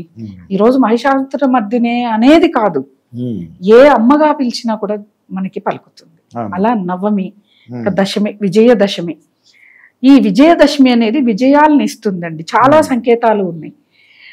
పాండవులు అజ్ఞాతవాసానికి వెళ్ళేటప్పుడు ఆయుధాలు అక్కడ పెట్టి ఈ విజయదశమి రోజునే తీసుకొని కురుక్షేత్ర యుద్ధానికి వెళ్ళారు అనే ఒక కథ, విజయాన్ని పొందారు కదా, అందుకు విజయదశమి. 10 తలలు ఉన్న రావణుని సంహరించి రామచంద్ర ప్రభు అయోధ్యకు వచ్చాడు విజయవంతంగా అని విజయదశమి అని. ఈ రోజు అమ్మవారు రాజరాజేశ్వరి దేవిగా మనల్ని అలరిస్తుంది. రాజరాజేశ్వరి ప్రసన్న వదనం అండి. ఎంత అమ్మవారి ముఖం చూస్తే నిజంగా అలా చూడాలనిపిస్తుంది. నిజంగా నా చిన్నప్పుడు అమ్మ దగ్గర ఉన్న రాజరాజేశ్వరి ఫోటో చూస్తే నేను అలా కూర్చొని చూస్తూనే ఉండేదాన్ని. చిన్న పిల్లనైనా కూడా అంత ఆనందాన్ని కలిగిస్తుంది అవతారం అమ్మవారు. ఈ రోజు అందరూ కూడా పండగ చేసుకుంటారు. ఏ ఆఫీసులకి సెలవుంది, విజయదశమి రోజు అందరికీ సెలవు ఉంటుంది. ఇంటి పట్టున అందరూ ఉంటారు. ఈ రోజున ప్రసాదాలు అనేవి ప్రతి ఒక్కరు బొబ్బట్లు చేస్తారు, పులిహోరలు చేస్తారు, గారెలు చేసుకుంటారు. అది ఎవరికి ఉన్నది తాహతను బట్టి చేస్తారు. అమ్మవారిని రాజరాజేశ్వరిగా పూజ చేస్తారు. అయితే ఈ విజయదశమి రోజునండి 2-3 ప్రక్రియలు చాలా ఉంటాయండి. తెలంగాణ వాళ్ళైతే పాలపిట్టను తప్పనిసరిగా చూస్తారు. దేనికి సంకేతము అంటే పాలపిట్టను చూస్తే అండి అది స్వచ్ఛమైనది. పాలపిట్ట, పాలే స్వచ్ఛమైనవి. ఆ పాలపిట్టని చూడడం వల్ల మనకున్న కష్టాలు తొలగిపోతాయని ఒక గాఢ నమ్మకంతో చూస్తారు. ఇంకొకటి జమ్మి వృక్ష ప్రదక్షిణ పూజ ఈ రోజు విశేషంగా కనిపిస్తుంది. ఎందుకు అంటే రావణ్ణి సంహరించటానికి వెళ్ళిన రామచంద్రుడు ఈ రోజున ఆ జమ్మి వృక్షానికి పూజ చేసి ప్రదక్షిణ చేసి వెళ్ళాడని కథనం రామాయణంలో ఉంది. కాబట్టి శత్రువులని దూరం చేస్తుంది, మనకి అష్టైశ్వర్యాలని ఇస్తుంది, ఆయువుని ఇస్తుంది జమ్మి వృక్షం. ఎన్నో ఔషధ గుణాలు ఉన్నదండి జమ్మి వృక్షం. ఆ వృక్షం దగ్గరికి వెళ్ళి పోనీ సైంటిఫిక్ గా ఆలోచించిన ప్రదక్షిణ చేస్తే దాని వాయువు, అది వదిలే వాయువు మనం పీలుస్తాం, ఆక్సిజన్. దానిలో ఉన్న ఆరోగ్యకరమైనవన్నీ మనకు వస్తాయి. పూజ చేస్తాం, కాసేపు దాని దగ్గరే ఉంటాం. శత్రు బాధని కూడా, అంటే బయట ఉన్న శత్రు బాధను కూడా తొలగించేది శమీ వృక్ష ప్రదక్షిణ. ఆలయంలో ప్రతి ఆలయంలో ఏ ఆలయంలో ఉంటే ఆలయానికి అందరూ వెళ్ళటం. తర్వాత ఈ జమ్మి చెట్టు ఇంకో జ్ఞాపకం వచ్చింది, పాండవులు కూడా వీళ్ళ ఆయుధాలను అక్కడ దాచిపెట్టారని చెప్పేసి. అయితే వాళ్ళు ఏం చేశారు, పెట్టిన తర్వాత శమీ వృక్షానికి ప్రార్థించారు, మాకు తప్ప ఈ ఆయుధాలు ఎవరి కంటికి కనిపించకూడదు. అలానే అంటే ఆ భక్తితో చేసింది కాబట్టి ఎవరికి కూడా అక్కడ పాములు అవి ఉన్నట్టే కనిపించాయి, ఆయుధాల్లా కనిపించలేదు. అలా జరిగింది. మరి ఈ శమీ పత్రాన్ని మనము కొంత తీసుకొని వచ్చి ఇంట్లో దేవుడి దగ్గర అలాగే పెద్దవాళ్ళకి ఇచ్చి చిన్న వాళ్ళందరూ పాద నమస్కారం చేసుకోవటం, ఇది పెద్దవాళ్ళ యొక్క అనుగ్రహం తీసుకోవటం. ఇవన్నీ మనకేం కనిపిస్తాయి అంటే ప్రతిరోజు కూడా అండి, ఇప్పుడు అందరూ సింగిల్ ఫ్యామిలీస్, కంబైన్డ్ ఫ్యామిలీస్ లేవు. కనీసం ఈ రూపకంగా అందరూ ఆ రోజు సాయంత్రం కలుస్తారు, ఒకళ్ళనొకళ్ళు తెలుసుకుంటారు. ఇంటి పెద్ద ఎవరన్నా ఉన్నారనుకోండి, ఆడవాళ్ళు కానీ మగవాళ్ళు కానీ ఆ ఇంటికి వెళ్ళిపోతారు అందరూ. ఆమె ఎక్కడున్నా ఆయన ఎక్కడున్నా వాళ్ళని కలిసినట్టు, వాళ్ళ అనుగ్రహం తీసుకున్నట్టు వాళ్ళు ఎంత సంతోషపడిపోతారు. అయ్యో నా అన్నదమ్ముల పిల్లలు, నా పిల్లలు అందరు కలిశారే అన్న ఆలోచన ఉంటుంది. అదొక సంతోషకరమైనది. అయితే ఇంకొకటి ఏంటిదంటే అండి, పారువేట ఉత్సవం కొన్ని ప్రాంతాల్లో జరుగుతుందండి. సాయంకాలం అమ్మవారి ఆలయంలో ఉత్సవ విగ్రహం ఉంటుంది అమ్మవారిది. ఆ ఉత్సవ విగ్రహానికి అమ్మవారికి కొత్త చీరను ధరింపచేసి ఊర్లోని వాళ్ళందరూ కూడా ఆలయానికి వెళ్లి దర్శనం చేసుకొని ఆ అమ్మవారిని ఉత్సవ విగ్రహంగా, ఈ శమీ వృక్షం ఎక్కడ ఉంటుందో, ఇంత ముందు కాలంలో ఊరి బయట ఉండేది, ఇప్పటికీ కొన్ని ఊళ్ళల్లో ఊరి బయట పొలిమేరలోనే ఉంటది. అక్కడి దాకా ఉత్సవంగా అందరూ అమ్మవారి భజనలు గానము చేస్తూ నూతన వస్త్రాలు ఉన్న వాళ్ళు ధరించి ఎక్కడెక్కడ ఊళ్ళోళ్ళందరూ, ఇప్పుడు అండి స్కూళ్ళకి 10 రోజులు సెలవులు, ఊళ్ళో వాలిపోతారు అందరూ కూడా. ప్రతిరోజు ఊళ్ళో ఉండం కదా, బాగున్నారా వచ్చారా, పలకరింపులు, ప్రేమలు, ఆప్యాయతలు, ఒకరినొకరు ఎలా ఉన్నారని తెలుసుకునే ఒక ప్రక్రియ ఇది కూడా. మనకి 2 పనులు అయితే, భగవంతుడి పని అయితే మన పని అవుద్ది. అలా వృక్షం దగ్గరికి వెళ్ళి అమ్మవారు కూడా ప్రదక్షిణ చేసి అక్కడ పూజ చేసి అందరూ కాసేపు అక్కడ ఉండి తర్వాత అందరూ మళ్ళా ఆలయానికి రావటం, అక్కడ ఆనందకరంగా అమ్మవారిని కలిపినట్టయింది ఇది ఈ పండగ. ప్రతి పండగ తాంబూలాలు తీసుకోవటం ఇదంతా కూడా అండి, ప్రతిరోజు మనం కలవం ఎవరం కూడా. ఈ విధంగానైనా కలిస్తే ఎవరేంటిదనే తెలుసుకునే అవకాశం, వాళ్ళ పరిస్థితులు ఎలా ఉన్నాయనేది తెలుసుకునే అవకాశం లభిస్తుంది. ఇలా విజయదశమిని విజయవంతంగా చేసుకోవటం. లేని వాళ్ళ పరిస్థితి ఏందమ్మా, ప్రసాదాలు ఎన్ని చెప్పారు, ఏమి అక్కర్లేదండి, కొన్ని పాలు పోసి ఏదో కొంత పాయసం, చక్కెర పొంగలి పెడతారా, బెల్లం పొంగలి పెడతారా, అది మీ ఇష్టం. నేను చెప్పా కదా, అమ్మ మన భక్తిని చూస్తుంది, మన పరిస్థితి ఆమెకు తెలియంది కాదు కదా. ఇలా పెడితే ఆవిడ అనుగ్రహం మనకి తప్పకుండా లభిస్తుంది. నూతన వస్త్రాలు తప్పనిసరి, ఉంటే వేసుకోండి, లేని వాళ్ళు లేదు. చాలా మంది వేసుకోరండి. అవును. ఎందుకంటే చాలా మంది సంక్రాంతి, ఉగాది, దసరాకి తప్పకుండా కొత్త బట్టలు వేసుకుంటారు. అది కూడా లేని పరిస్థితిలో ఉన్న వాళ్ళు కోట్లాను కొలది మన భారతదేశంలో ఉన్నారు. అవును. మరి వాళ్ళ పరిస్థితి ఏంటిది అంటే వేసుకోనక్కర్లేదు, ఉతికి శుభ్రపరిచినయో పట్టు వస్త్రాలు ఏదో ఒకటి ఉంటది కదా, అవును. అది ధరించినా చాలు. కొత్తవి ఖచ్చితంగా ధరించాలన్న నియమం ఏమీ లేదు. ఎక్కడా లేదు. ఇప్పుడు కొంతమందికి అండి నెలసరి వస్తుంది పండగకి. అంటే మొత్తం ఈ 9 రోజులు మీరు అన్నట్టు నాకు అర్థమైంది. ఒక 2 రోజులు 3 రోజులు చేసిన తర్వాత మీరు అన్నట్టు నెలసరి వచ్చింది. ఆ డేట్ వచ్చినప్పుడు ఏంటి పరిస్థితి? అదే అండి, ఇప్పుడు ఒకప్పుడు కాలంలో ఏంటిది అంటే దానికి ఒక సమయం ఉండేది, 28 రోజులకు ఒకసారి వచ్చేది. ఇప్పుడు మన ఆహారపు అలవాట్లు, మన జీవన శైలి మారిపోయింది. మెనోపాజ్ 30 ఏళ్లకే వస్తుంది, ఎప్పుడు వస్తుందో ఎప్పుడు పోద్దో తెలియదు. ఒకప్పుడు కాలంలో అలా ఉన్నప్పుడు చూసుకొని పండగను మొదలు పెట్టేవాళ్ళు. ఇప్పుడు మనము 9 రోజులు పండగ వీలున్న వాళ్ళే చేయమంటున్నాం. ఇంకా చాలా ఉన్నాయండి దానికి. త్రిరాత్ర వ్రతం అని చేస్తారండి. సప్తమి, అష్టమి, నవమి ఆఖరి 3 రోజులు చేసేవాళ్ళు ఉంటారు. 3 రోజులైనా చేయవచ్చు. పంచరాత్ర వ్రతం 5 రోజులు చేసేవాళ్ళు, అంటే సప్తమికి 2 రోజుల ముందు మొదలుపెట్టి చేసేవాళ్ళు ఉంటారు. కొంతమంది సప్తరాత్ర వ్రతం అంటే 7 రోజుల పాటు చేసుకోవచ్చు. ఇంకా వీలున్న వాళ్ళు 9 రోజులు చేసుకోవచ్చు. నెలసరి మనం పూజ చేస్తున్నప్పుడు నెలసరి మధ్యలో వచ్చింది అంటే తప్పకుండా 5 రోజులు మీరు పూజా మందిరం వైపు వెళ్లకుండా మీరు విశ్రాంతి తీసుకుంటే ఇంట్లో ఉన్న వాళ్ళు వాళ్ళ చేత కనీసం దీపారాధన చేయించి ఏదో పండో లేకపోతే ఎండు ఖర్జూరము ప్రసాదంగా పెట్టించి కొబ్బరికాయను కొట్టినా సరిపోతుంది. పరిస్థితి అది ఇంకా మనం ఏం చేయలేం. ప్రకృతి పరంగా వచ్చేది అది, శరీర నిర్మాణం ప్రకారం వచ్చేది, దానికి ఎవరం ఏం చేయలేం. అమ్మకు తెలుసు కదా. తెలుసు. ఇంకొకటి విజయదశమి రోజు మనము ముందు రోజు అసుర సంహారం జరిగింది, దశమిని విజయదశమి చేసుకున్నాం. ఆ రోజు ఇంకో ముఖ్యమైన మంచి పని చేయాలి అంటే ఎవరైనా నెలసరి వచ్చి వాళ్ళ ఇంట్లో పండగ చేయకుంటే, ఎందుకంటే అందరూ సింగిల్ ఫ్యామిలీస్ అయ్యారు, మగవాళ్ళందరికీ వంటలు రావు, పాపం వాళ్ళ పిల్లలు వాళ్ళకి తినాలని ఉంటుంది. ఇప్పుడు వచ్చాయిలేండి హోటల్స్, ఆన్లైన్ ఆర్డర్లు ఇంటికి వచ్చేస్తాయి. 10 రోజుల ప్రసాదాలు ఏ రోజుకు ఆ రోజు ఇచ్చేస్తామని ప్రతి హోటల్ ఇప్పటికే ఆన్లైన్ లో పెట్టేసి, అలా తెప్పించుకున్నా సరే లేకపోతే చుట్టుపక్కల వాళ్ళు ఒక నలుగురికి ఇస్తే పండగ రోజు మంచిదండి. మనం చేసుకున్నాయే కదా, వాళ్ళకి ఆ రోజు భోజనం ఇస్తే అమ్మవారు చాలా సంతోషిస్తుంది. అలా చాలా మంది పంచి పెడతారండి. వాళ్ళు ప్రసాదం ఏం చేస్తారంటే, మా ఊళ్ళో ఏలూరులో ఉన్నప్పుడు వీళ్ళు మా ఇంట్లో ప్రసాదాన్ని పంపించేవారు, మా ప్రసాదాన్ని వీళ్ళేమో వాళ్ళ ఇంటికి పంపించేవారు. ఒకళ్ళకొకళ్ళు ఇచ్చుకునే సాంప్రదాయం ఉంది. ఇప్పుడు వాళ్ళ ఇంట్లో వాళ్ళకి చేసుకోవడమే కష్టంగా ఉంది. ఇంకా పక్కింటి వాళ్ళకి ఎదురింటి వాళ్ళకి ఏమి ఇస్తారండి, ఆ సాంప్రదాయాలు వెళ్ళిపోయాయి. ఎవరన్నా ఇస్తే అబ్బా ఇప్పుడు కాలంలో కూడా ఇచ్చేవాళ్ళు ఉన్నారా అని అడిగారు నన్ను. అడిగితే మేము అలానే ఇస్తామమ్మా, మా ప్రాంతంలో మేము 10 మంది తినాలి మా ఇంట్లో ఈ రోజు, మేము కనీసం 4 కన్నా పెట్టాలండి.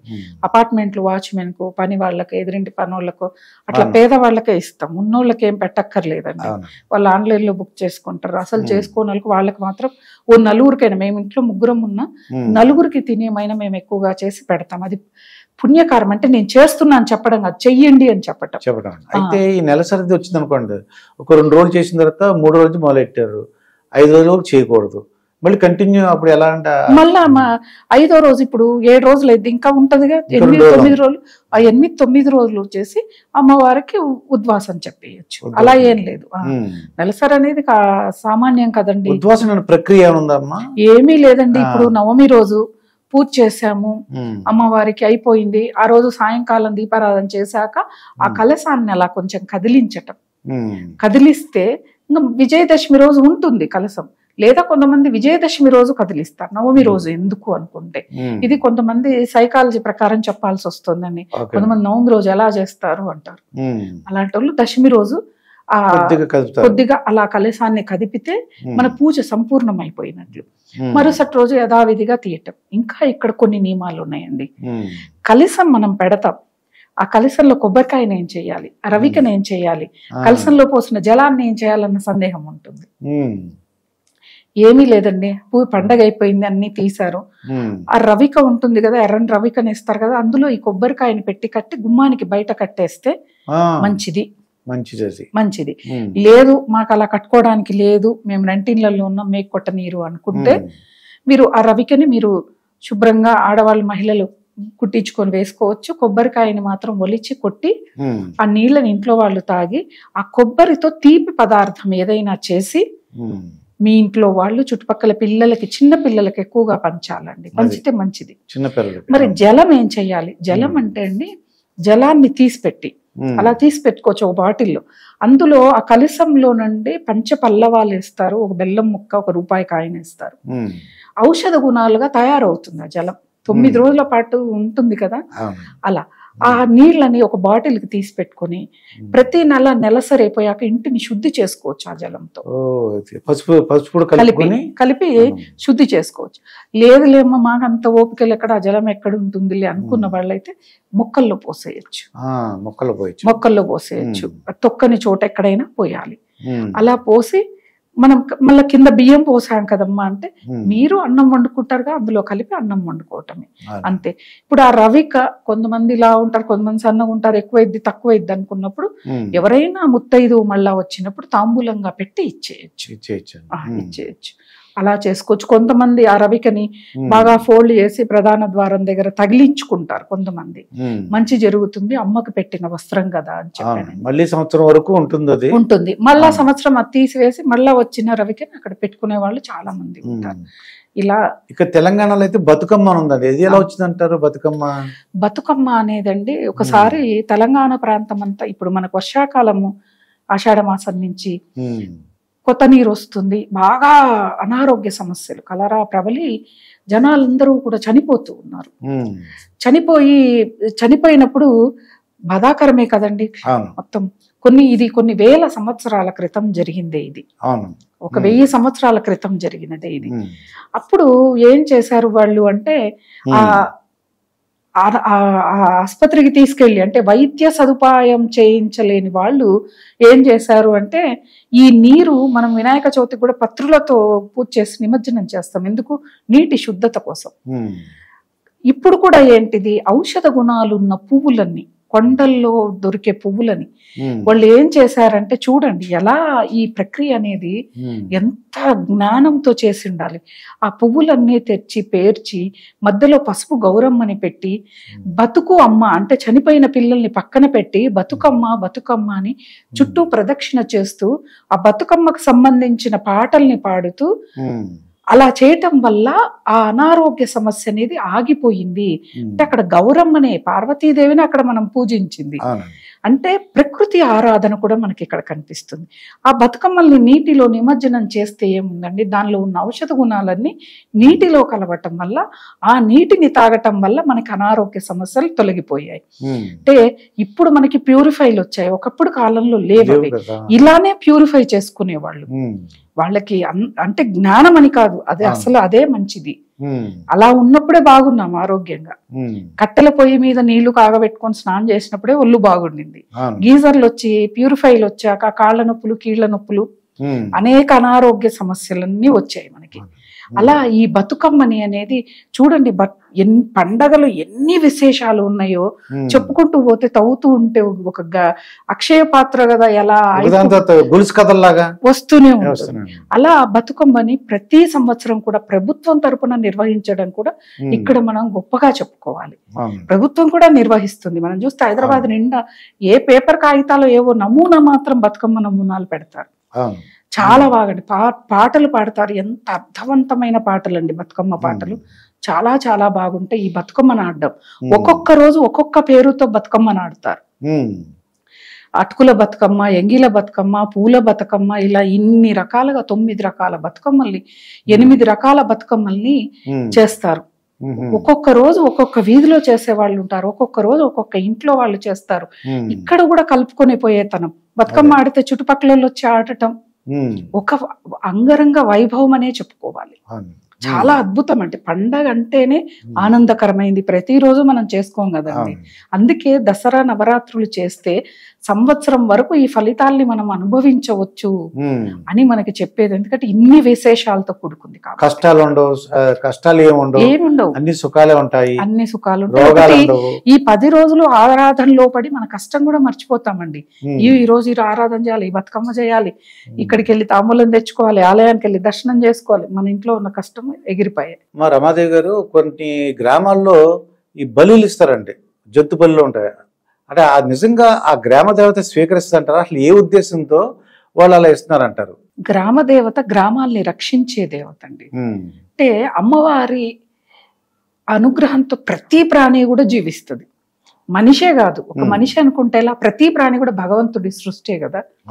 మరి అటువంటి భగవంతుడి సృష్టిలో ఆ ప్రాణాన్ని బలి ఎందుకు కోరుతుంది దేవత? ఇప్పుడు పార్వతీదేవి యొక్క అనుగ్రహంతో, పార్వతీదేవి యొక్క అంశనే గ్రామ దేవత. అసలు గ్రామ దేవతలు ఎంతమంది ఉన్నారో తెలుసా? 102 మంది ఉన్నారు. ఒక్క తమ్ముడు పోతురాజు, వాళ్ళు అంతమంది. అందుకే ఎన్ని పేర్లు ఉంటాయో చూడండి గ్రామ దేవతల పేర్లు. పోచమ్మ, ముత్యాలమ్మ, పోలేరమ్మ, అంకాళమ్మ, పెద్దమ్మ, అలా రేణుకాయలమ్మ, ఇలా చాలా మంది, అందరూ అమ్మవార్లే. మరి అమ్మ అంటున్నప్పుడు మరి అమ్మ బలి ఎందుకు కోరుతుంది? బిడ్డను చంపుకుంటుందా? ఏ ప్రాణైనా ఆమెకు బిడ్డే కదా. బలి అనేది జంతు బలి లేదు. ఈ జంతు బలి ఎక్కడ మొదలయ్యింది అంటే, ఒకానొకప్పుడు మొత్తము క్షామం ఏర్పడింది, వర్షాలు లేవు, పంటలు లేవు, పొలాలు బీడు వారిపోయాయి, భగవంతుడికి నివేదించడానికి ఏమీ లేవు. గ్రామదేవత ఆరాధన ప్రధానం. ఇప్పుడు సంక్రాంతి వస్తే, ఉగాది వస్తే గ్రామాల్లో దేవత ఆరాధన ఎక్కువ. మనకు ఉగాది నుంచి చూడండి ఎక్కువగా జాతరలు జరుగుతాయి. జాతర గ్రామదేవత ఆరాధన ఖచ్చితంగా చెయ్యాలి. ఆ దానిలో కూడా జంతు బలులు ఇస్తారండి, చూస్తాం మేము కూడా. అసలు ఆ ఆలయానికి వెళ్ళటానికి కూడా ఇప్పటికీ మనస్కరించట్లేదు జంతు బలులు ఇవ్వటం వల్ల. అలా క్షామం ఏర్పడినప్పుడు ఎవరికో వచ్చిన ఒక ఆలోచన, ఒక బలి ఇస్తే ఏమైనా వర్షాలు పడి మనందరం బాగా బతుకుతామేమో అంటే, అప్పుడు వాళ్ళు ఒక జంతు బలిని ఇవ్వటం వల్ల వర్షాలు పడి సకాలంలో పంటలు పండితే ఇంకా దాన్నే వాళ్ళు ఆచరిస్తూ వచ్చి ఈ రోజున జంతు బలి అనేది ఇస్తేనే మంచిది అనేది. అసలు బలి దేన్ని వాళ్ళ అమ్మవారికి తెలుసా అండి? కూష్మాండ బలి. కూష్మాండం అంటే గుమ్మడికాయ, తీపి కూర చేసుకునే గుమ్మడికాయ, మళ్ళీ బూడిద గుమ్మడికాయ వేరే, దిష్టి తీసేది అది కాదు. ఈ గుమ్మడికాయని బలి ఇవ్వటం మనం గృహప్రవేశం అప్పుడు చేస్తాం చూడండి, అలా అమ్మవారికి బలి ఇవ్వాలి కూష్మాండంతో. అంతేకాని ఇప్పుడు మరి ఎలా ఎర్రగా ఎలా వస్తుంది? జంతు బలిస్తే ఎర్రగా రక్తం వస్తుంది, అమ్మవారు ప్రీతి చెందుతుంది అని ఎవరు చెప్పారు? అమ్మవారికి ఆ రక్తం అంటే ప్రీతి అని. ఆవిడ ఏమన్నా రాక్షస గుణాలు ఉన్నదా? కాదు కదా. మరి అమ్మవారి రక్తాన్ని ఎలా ప్రీతి చెందుతుంది? తప్పు. ఈ అనాగరికతని ఎక్కడో ఒక చోట ఆపాలి. పిల్లలు చదువుకున్న వాళ్ళే ఇప్పటికే చాలా వరకు బలులు తగ్గాయి. ఎవరో పెద్దవాళ్ళు ఉంటే బలి ఇవ్వాలి, వాళ్ళు మొక్కుతారండి. ఇంట్లో అనారోగ్య సమస్యలు ఉన్నా, ఏదైనా ఆటంకాలు ఉన్నా మొక్కుతారు, అమ్మ తల్లి నీకు బలిస్తాము అని చెప్పా నేను. సరే, ఇప్పటికైనా ఈ వీడియో చూసిన తర్వాత అయినా బలిస్తామని మొక్కున్నారు, కానీ జంతు బలి కాకుండా కుష్మాండ బలి ఇవ్వండి, మంచిది. మనతో ఉన్న ప్రాణుల్ని మనం రక్షించటం మనకు ముఖ్యం. అయితే ఇక్కడ ఇంకొకటి, మేము మాంసాహారం తింటాం కదమ్మా, మరి బలి వాటిని చంపే తింటాం కదా, మరి మేము చంపడంలో అనేది అసలు మానవ శరీరం శాకాహారంతోనే తయారవుతుందండి, మాంసాహారం కాదు. మాంసాహారం తింటే సూక్ష్మ ప్రాణం అనేది బాధపడుతుంది, అది తెలియట్లేదు. సార్ చూడండి, మాంసాహారం తీసుకుంటే నువ్వు 2 రోజుల వరకు ఆహారం లేకుండా బతకొచ్చు, అది అరగటానికి అంత సమయం తీసుకుంటుంది. శాకాహారం 3 hours అండి, అరిగిపోద్ది, 3 గంటలే. తర్వాత మనం మళ్ళీ తినొచ్చు, ఏ ఆసనాలు యోగా ఏమైనా చేయవచ్చు. ఇప్పుడు మాంసాహారం తీసుకున్నవాడు మజ్జుగా ఉంటాడు, లేజీగా ఉంటాడు, నిద్రపోతే లేవడు, వాడి కోపం ఎక్కువ ఉంటుంది. ఆహారం ప్రధానం ఇక్కడ మనకి. అలాంటిది జంతు బలి అనేది అక్కడే కోస్తాం, అక్కడే బలిస్తాం, దాన్నే వండి ఆ బంధువులందరినీ పిలిచి పెడతాం మేము, మాకు మంచి జరుగుద్ది అంటారు. ఓసారి ప్రయత్నం చేయండి, జంతు బలి ఇవ్వకుండా కుష్మాండ బలి ఇచ్చి. కుష్మాండ బలి అమ్మవారికి ఇవ్వండి, 2 గుమ్మడికాయని బలి ఇస్తే తర్వాత కుంకుమ నీళ్లను పోస్తే ఎరుపే అవుతుంది కదా. బూడిద గుమ్మడికాయ అన్నమాట. కాదు కాదు, తీపి కూర చేసుకునే గుమ్మడికాయ. మనమే సాంబార్ లో వాటిల్లో వేస్తాం, ఆ గుమ్మడికాయని. దిష్టి గుమ్మడికాయ కాకుండా ఉంటుంది కదా, పంప్కిన్ అంటామే దాన్ని, దాన్ని తీసుకోవాలి. తీసుకొని అమ్మవారికి ముందు పగలగొట్టి దిష్టి తీసి కర్పూరం పెట్టి 2 భాగాలుగా చీల్చి ఆలయం ప్రధాన ద్వారం దగ్గర పెట్టి కుంకుమ కలిపిన నీళ్ళని, మనం గృహప్రవేశానికి ఇదే చేస్తారు, మొదటగా ఇంట్లో ప్రవేశం చేసేది. అలా బలి ఇవ్వాలి. కానీ జంతు బలులు అనేది సనాతన సాంప్రదాయ ఆచారం కాదు, ఇది లేదు. అసలు ఒక ప్రాణిని హింసించటం, చంపటం అనేది పాపానికి హేతువు. మరి బాధపడుతుంది కదండి.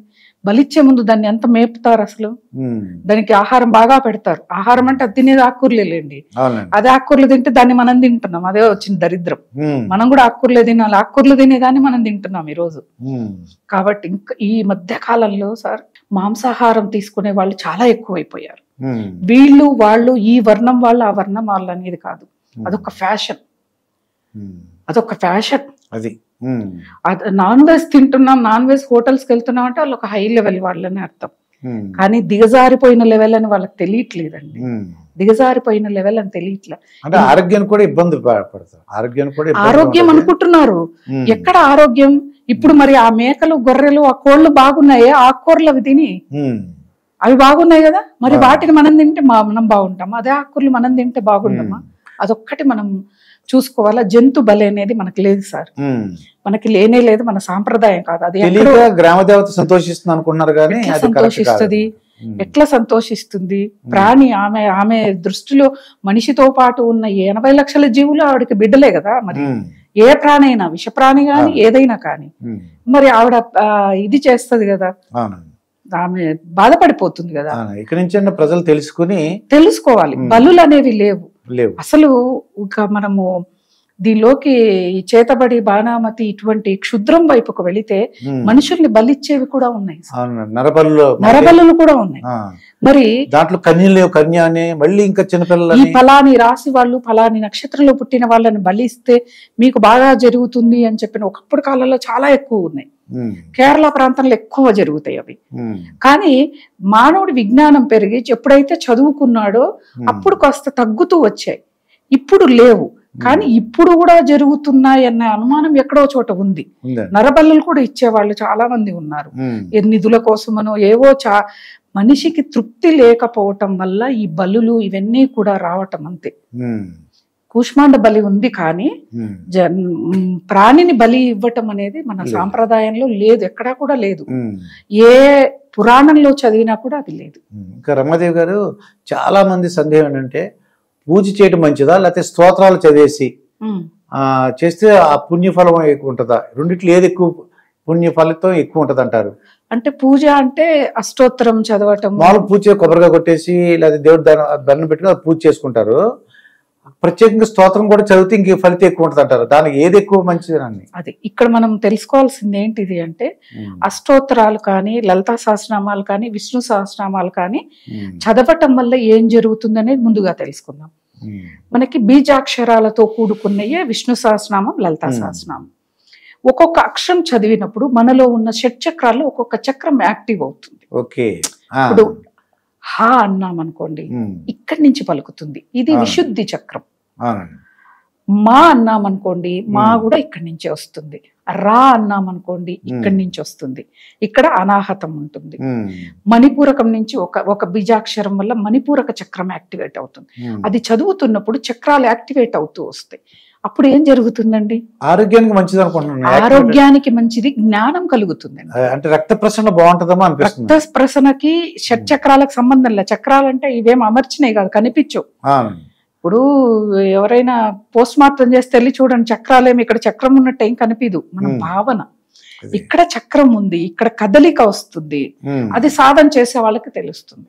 ఇక్కడ సుషుమ్న నాడి యందు కదలిక, బ్రహ్మరంధ్రం యందు కదలిక, ఇవన్నీ చేయటం వల్ల ఏంటిదంటే భగవంతునికి మనం కనెక్ట్ అవుతాం డైరెక్ట్ గా. అప్పుడు విగ్రహారాధన ఉండదు వాళ్ళకి, డైరెక్ట్ భగవంతుని కలుపుతాం.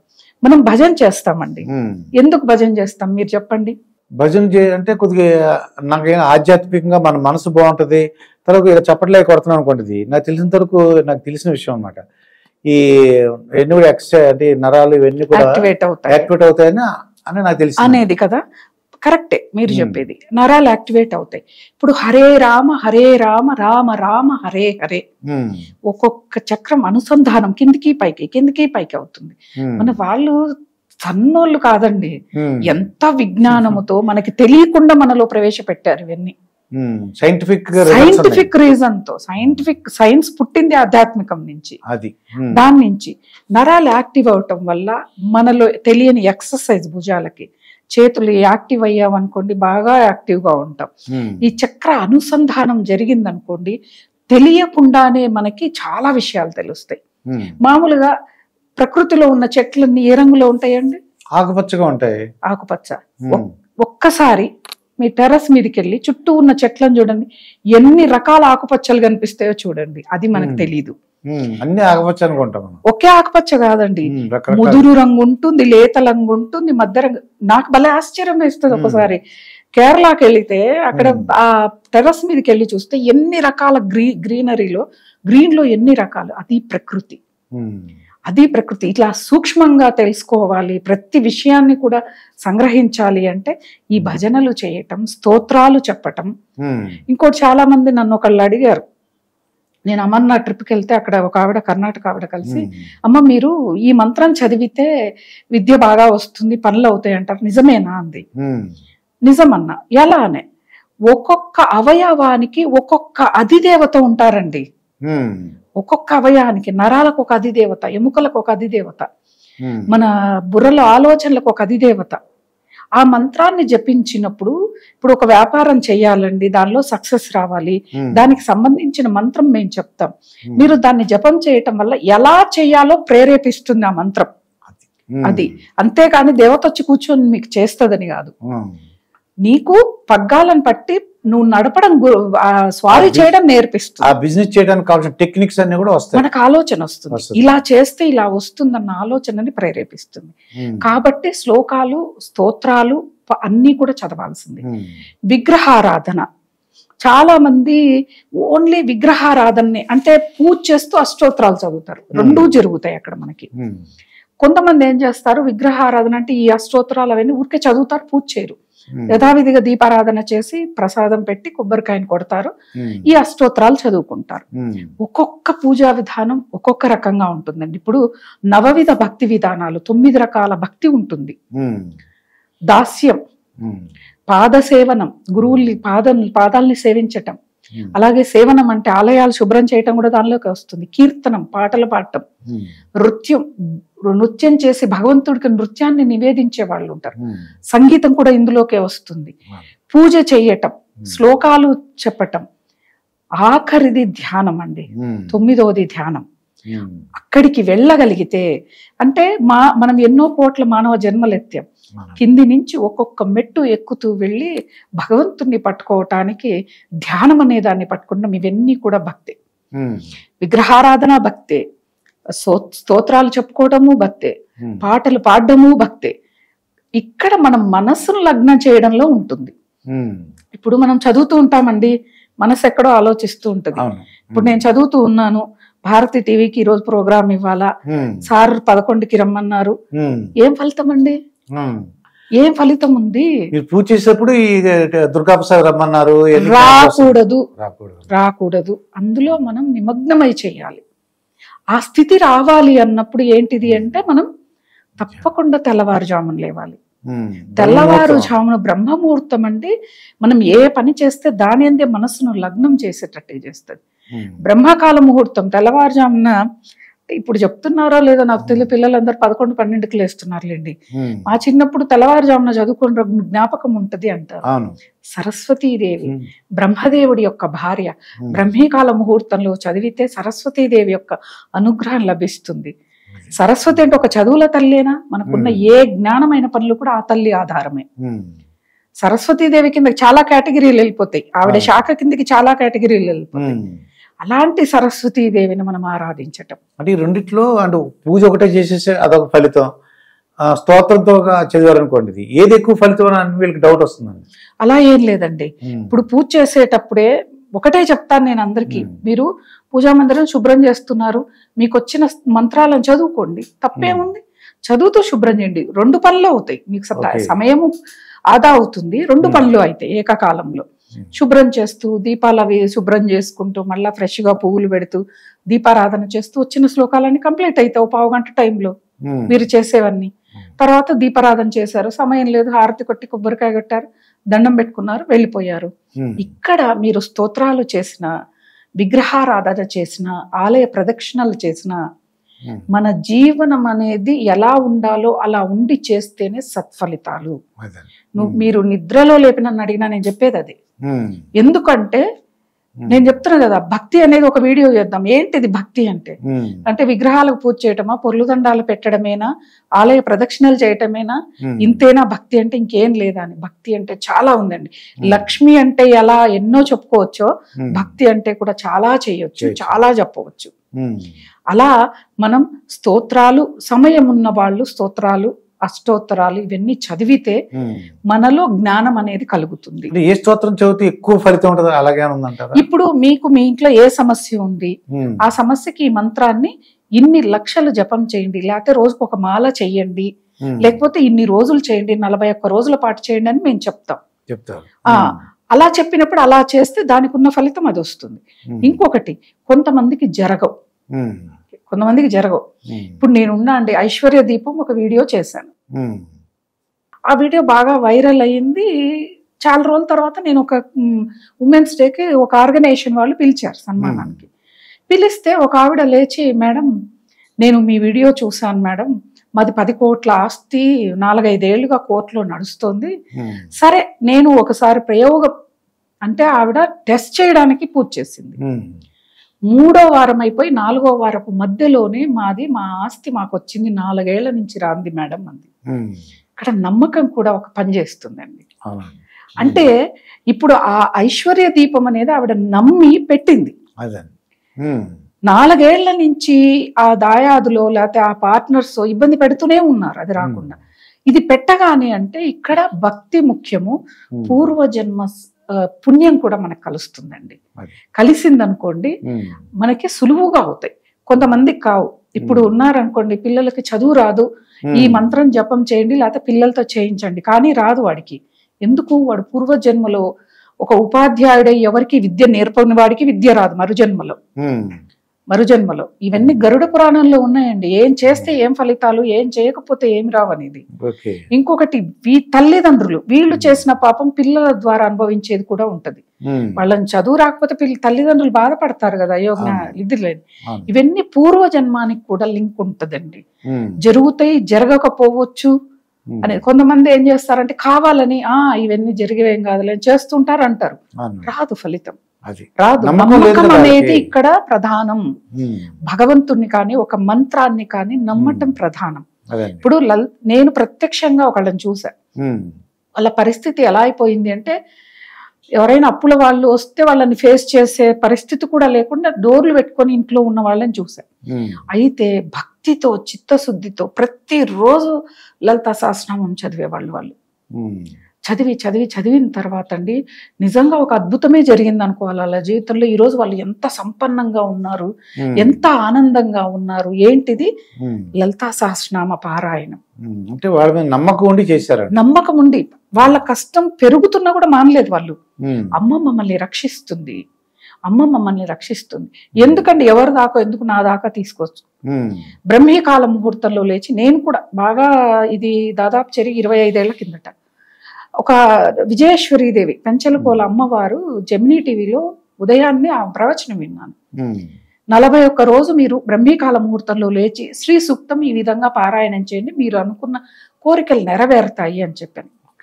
నేను చేశాను. నిజంగా ఫలితం అండి 41 రోజు కాకముందే ఫలితం లభించింది. అది అద్భుతాలు అలా జరుగుతాయండి.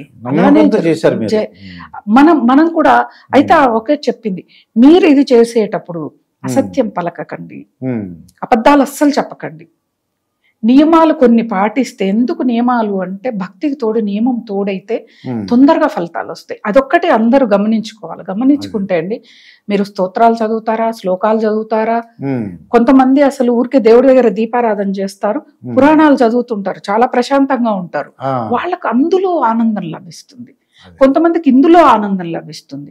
ఒక్కొక్కళ్ళ మైండ్ సెట్. ఇప్పుడు ఒక తల్లి కన్న పిల్లలే, ఒకడు కోటీశ్వరుడు అవుతాడు, ఒకడేమో మిడిల్ క్లాస్ వాడు, ఒకడేమో పరిస్థితే బాగుండదు. అవునా? అలాంటిది ఇన్ని కోట్ల మంది రకరకాల మనుషులు, మన పూర్వజన్మ కర్మలు, పాపములు ఇవన్నీ కూడా వెంబడిస్తూ ఉంటాయి. వీటన్నిటినీ దాటాలి అంటే ఆ కర్మని తగ్గించుకుంటూ రావాలి. ఇప్పుడు ఒక రాశి ఏమో పాపపు రాశి, ఒక రాశి ఏమో పుణ్యపు రాశి. ఎవరికైనా పుణ్యపు రాశి తక్కువే ఉంటుంది. ఈ పాపపు రాశిని తగ్గించుకుంటే పుణ్యపు రాశి పెరుగుతుంది. ఎలా? ఇలా సాధన ద్వారా. అదే. మనకు అవసరం ఉండని లేకపోని భగవంతుడి పాదాలు ఎల్లప్పుడూ పట్టుకొని ఈ స్తోత్రాలు పారాయణాలు చేస్తూ ఉంటే ఈ రాశి తగ్గిపోయినప్పుడు మనకు ఆటంకాలు ఉండవు, ఇబ్బందులు ఉండవు, ఏమీ ఉండవు. ఈ ఒక్క సూక్ష్మాన్ని మనం పట్టుకోగలిగితే అండి, ఆరాధన చేస్తేనేనా ఆలయానికి వెళ్తేనా ఇటువంటి సందేహం ఎవ్వరికీ కూడా రాదు. మనకి ఏ చెట్టుకు ఏ కాయ కాస్తుందో, ఎప్పుడు ఏం జరుగుతుందో తెలియని పరిస్థితుల్లో ఉన్నాం. నువ్వు ప్రదక్షిణ చేస్తే నీ పాపం తరగవచ్చు, నువ్వు ఆలయ దర్శనానికి వెళ్తే తరిగిపోవచ్చు, ఒక 10-11 రోజులు లలితా సహస్రనామం చదివితే నీకు ఫలితాలు రావచ్చు. ఒక్కొక్కరికి ఒక్కొక్క విధంగా ఉంటుంది. అందరి జన్మ ఒకేలాగా ఉండదు, పూర్వజన్మ కర్మ అలా ఉండదు. ఈ జన్మలో కూడా చేసిండొచ్చు, తల్లిదండ్రులు చేసింది కూడా మనం అనుభవించాలి ఖచ్చితంగా. కాబట్టి ఇవి చేస్తేనే పుణ్య ఫలితాలు వస్తాయా ఈ స్తోత్రమే అంటే ఉన్నాయి, కానీ దానికి తగు సమయము నియమాలు పాటిస్తూ చేస్తే తప్పకుండా ఫలితాలు వస్తాయి. ఇదండి మంచి జ్ఞానంతో ప్రసాదించినటువంటి రమాదేవి గారితో జరిగిన ఇంటర్వ్యూ. మరొక ఇంటర్వ్యూతో మీ ముందుంటాను. మీ మాస్టర్ దుర్గా ప్రసాద్. నమస్కారం.